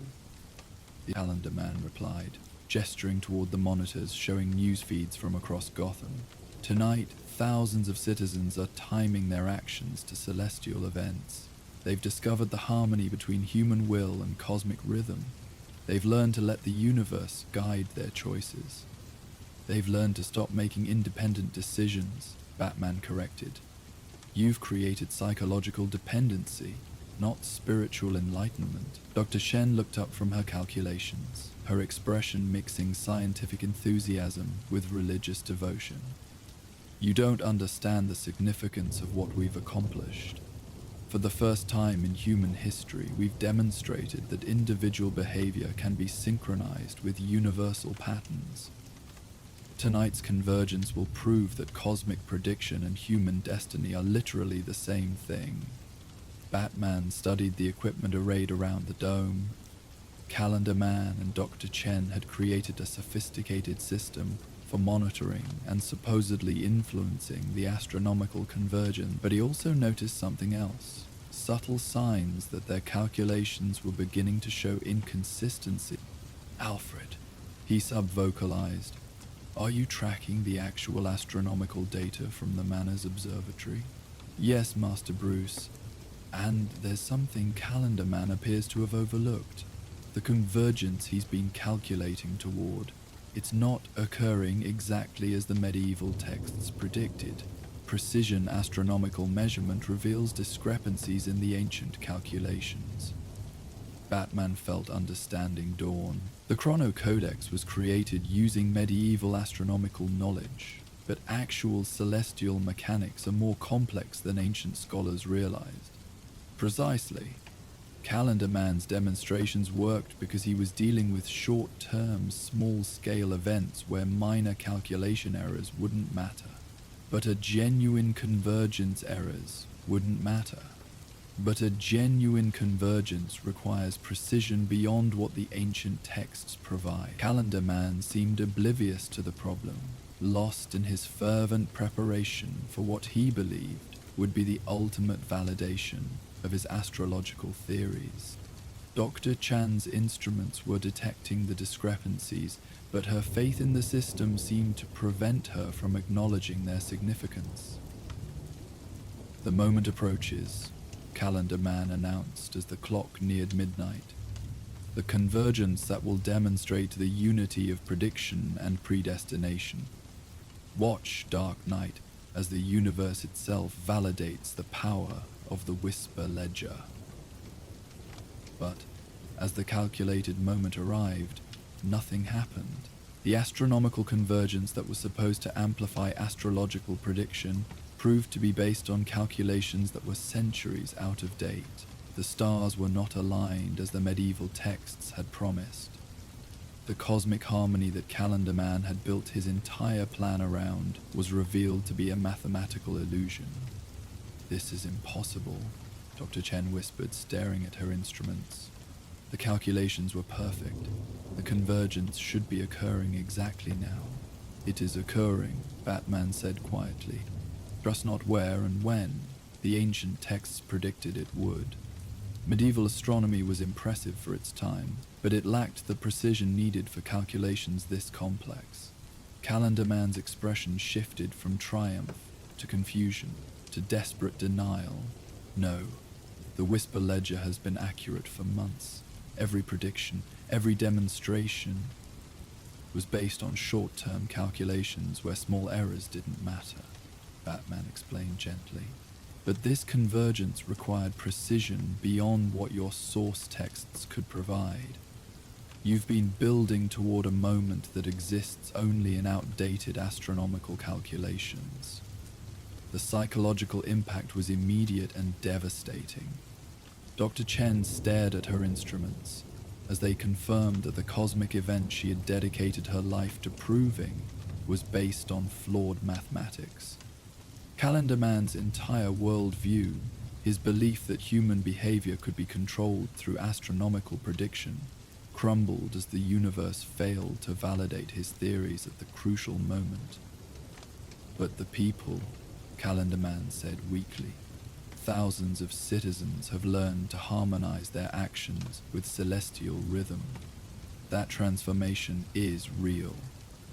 "And temporary," Batman replied. "People who make decisions based on external timing cues rather than independent judgment quickly discover that such systems don't provide the certainty they promise. Gotham citizens will learn to trust their own wisdom again." As if to demonstrate his point, news feeds from across the city showed people gradually returning to normal behavior patterns as Calendar Man's promised cosmic revelation failed to materialize. The psychological spell was breaking as reality contradicted the astrological predictions. Dr. Chen slowly shut down her equipment, her scientific training finally overcoming her desire to believe in cosmic predestination. "The mathematics were elegant," she said sadly. "I wanted so badly for them to be true." "Mathematics can be elegant without being complete," Batman agreed. "And human behavior is more complex than any calculation system can fully capture." Calendar Man sat heavily among his charts and instruments, looking older and more fragile than Batman had ever seen him. "Then it was all illusion? The patterns, the predictions, the harmony between human will and cosmic rhythm?" "The patterns were real," Batman assured him. "But they were patterns of human psychology, not cosmic predestination. You demonstrated something genuinely important, that people will modify their behavior when they believe they're following universal principles. That's not cosmic control. That's human nature." As dawn broke over Gotham, Batman helped process the scene at the observatory.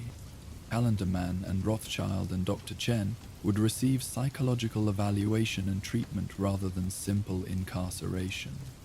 Their crimes had been motivated by genuine belief rather than malicious intent. Alfred's voice carried quiet satisfaction through the communication system. "The city appears to be returning to normal, Master Bruce. News reports indicate that yesterday's unusual behavior patterns are dissipating as people realize the promised cosmic revelation was based on flawed calculation. Human resilience, Batman observed, watching the sun rise through the observatory dome. People may be influenced by the promise of cosmic certainty, but they ultimately recognize that real wisdom comes from within, not from the stars. In the days that followed, Batman reflected on the case while helping Alfred restore the Manor's observatory to proper working order. The Whisper Ledger had been a fascinating demonstration of how ancient knowledge could be misapplied with modern technology, but it had also revealed something more important about human nature. Your father would have found this case intriguing, Alfred noted as they worked. His astronomical research was motivated by genuine scientific curiosity, but he was always careful to distinguish between observation and interpretation. The stars provide information, Batman agreed, adjusting one of the telescope's focusing mechanisms, but they don't provide answers to human problems. Those still require wisdom, judgment, and the willingness to make difficult decisions without cosmic guarantees. The observatory's instruments were once again functioning properly, capable of genuine astronomical observation rather than astrological manipulation. Batman spent a final evening there, not seeking patterns that might predict human behavior, but simply appreciating the complexity and beauty of celestial mechanics. "Oracle," he said quietly, watching the moon rise over Gotham's skyline. "Any new reports of unusual graffiti or symbolic messages appearing around the city?" "All quiet," she replied. "Seems like Calendar Man's followers have decided to make their own timing decisions rather than waiting for cosmic guidance." "Good. Some patterns are better left unread." The weeks following Calendar Man's capture brought an unexpected quietude to Gotham streets. Batman noticed it during his nightly patrols. A subtle shift in the city's rhythm, as citizens gradually abandoned their brief experiment with astrological timing. Coffee shops that had adjusted their hours to cosmic harmony returned to serving customers based on actual demand. Traffic patterns normalized as drivers stopped timing their commutes to celestial events. "It's fascinating, really," Oracle observed during one of their regular check-ins. "The psychological research shows that people who briefly adopted Calendar Man's timing suggestions are now making more deliberate, thoughtful decisions than before. It's as if the experience of depending on external guidance helped them appreciate their own judgment." Batman found this development oddly reassuring. Human nature, it seemed, possessed an inherent resistance to manipulation, even when that manipulation promised cosmic certainty. The Whisper Ledger had offered an appealing illusion of control, but Gotham's citizens had ultimately chosen the uncertainty of independent thought over the false comfort of predetermined destiny.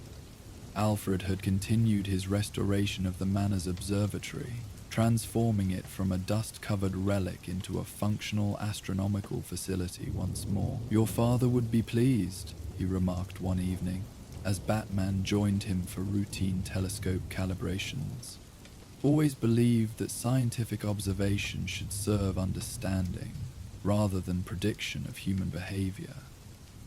The restored instruments revealed details about Gotham's night sky that Batman had never noticed during his years of patrol. The city's light pollution obscured many celestial features visible to the naked eye, but sophisticated optics could penetrate the urban glow to reveal the same stars that had guided humanity for millennia. It was humbling to consider how many generations had looked up at these same constellations, seeking meaning in their patterns. "Master Bruce," Alfred said thoughtfully as they worked, "I've been reviewing the psychological evaluations of Calendar Man and Dr. Chen.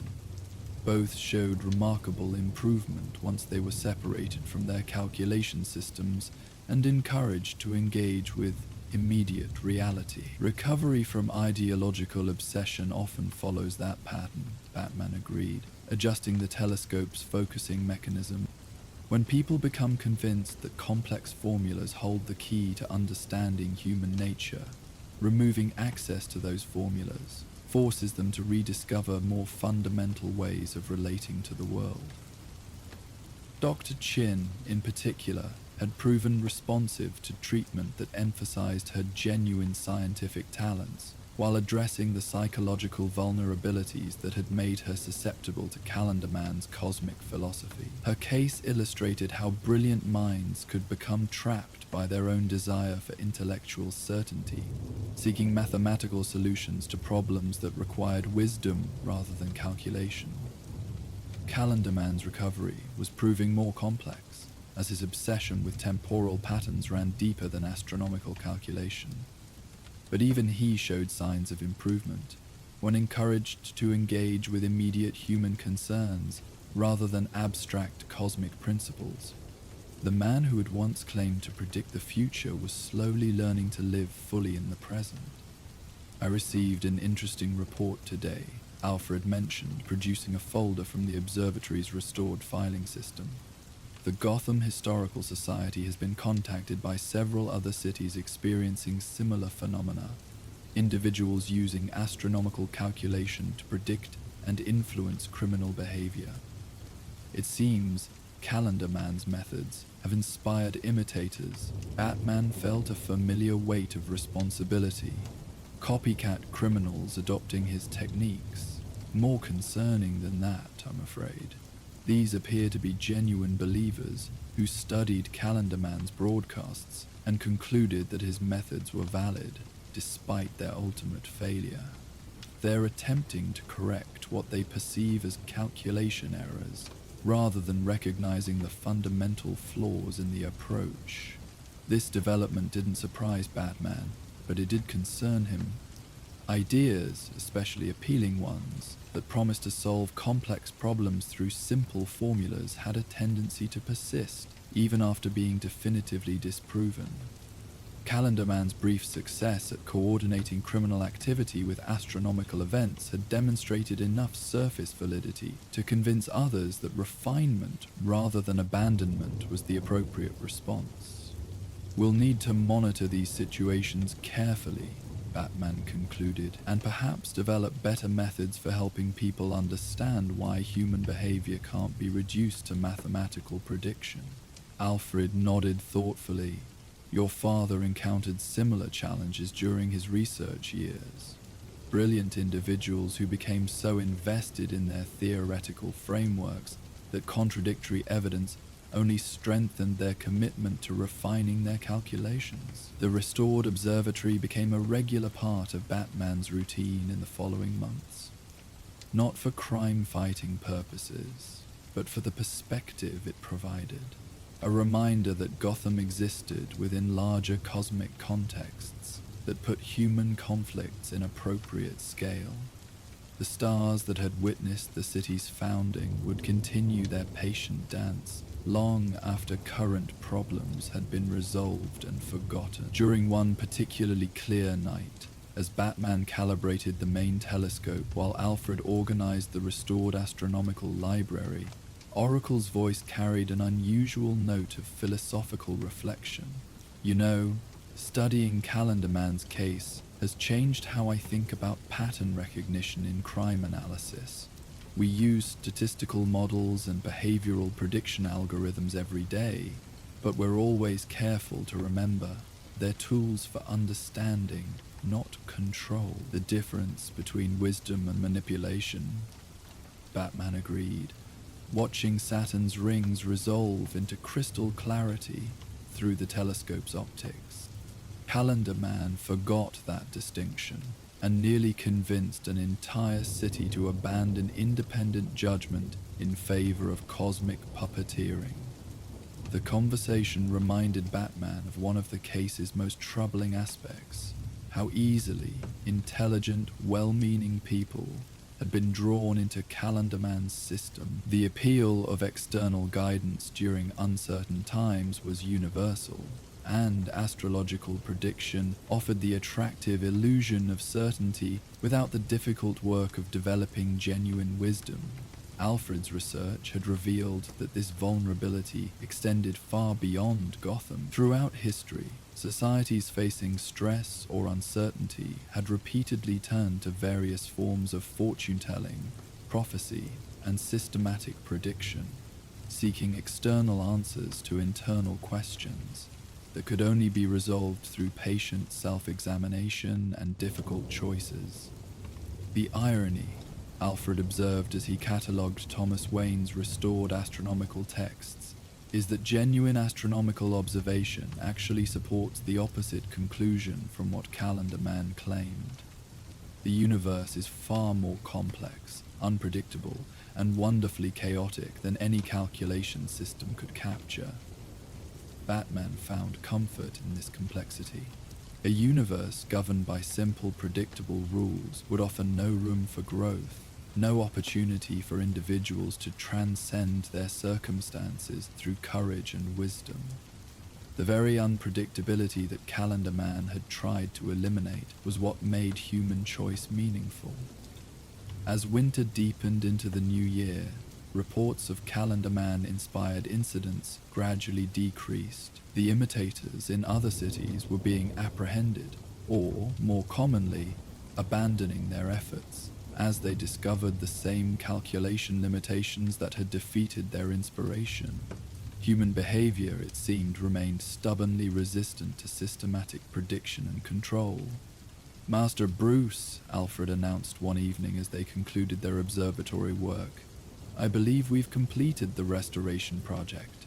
The facility is now fully functional and properly calibrated for genuine astronomical research." Batman surveyed their accomplishment with quiet satisfaction. The observatory that had gathered dust for years was once again capable of serious scientific work, but more importantly, it served as a reminder of the proper relationship between human curiosity and cosmic observation.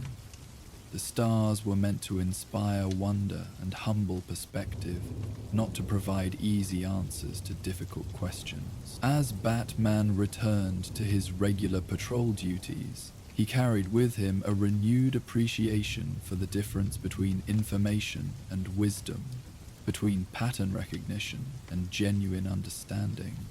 The Whisper Ledger had promised cosmic certainty in an uncertain world, but true security came from accepting uncertainty and responding to it with courage, compassion, and careful judgment.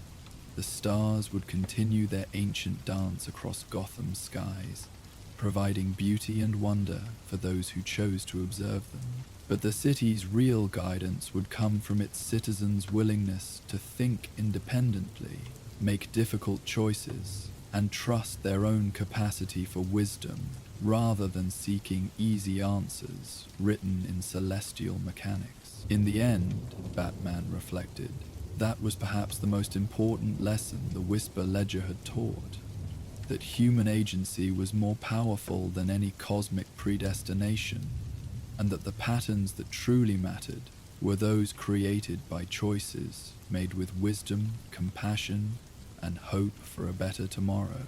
And so our tale of Gotham comes to an end. Let the gentle night embrace you as you drift toward peaceful dreams, knowing that somewhere in the darkness, the Dark Knight watches over his city. If you're not asleep yet, we will now play the ambience of Gotham City at night to help you fall asleep. And if you were just listening to our tales, we will see you next time. Good night and sleep well.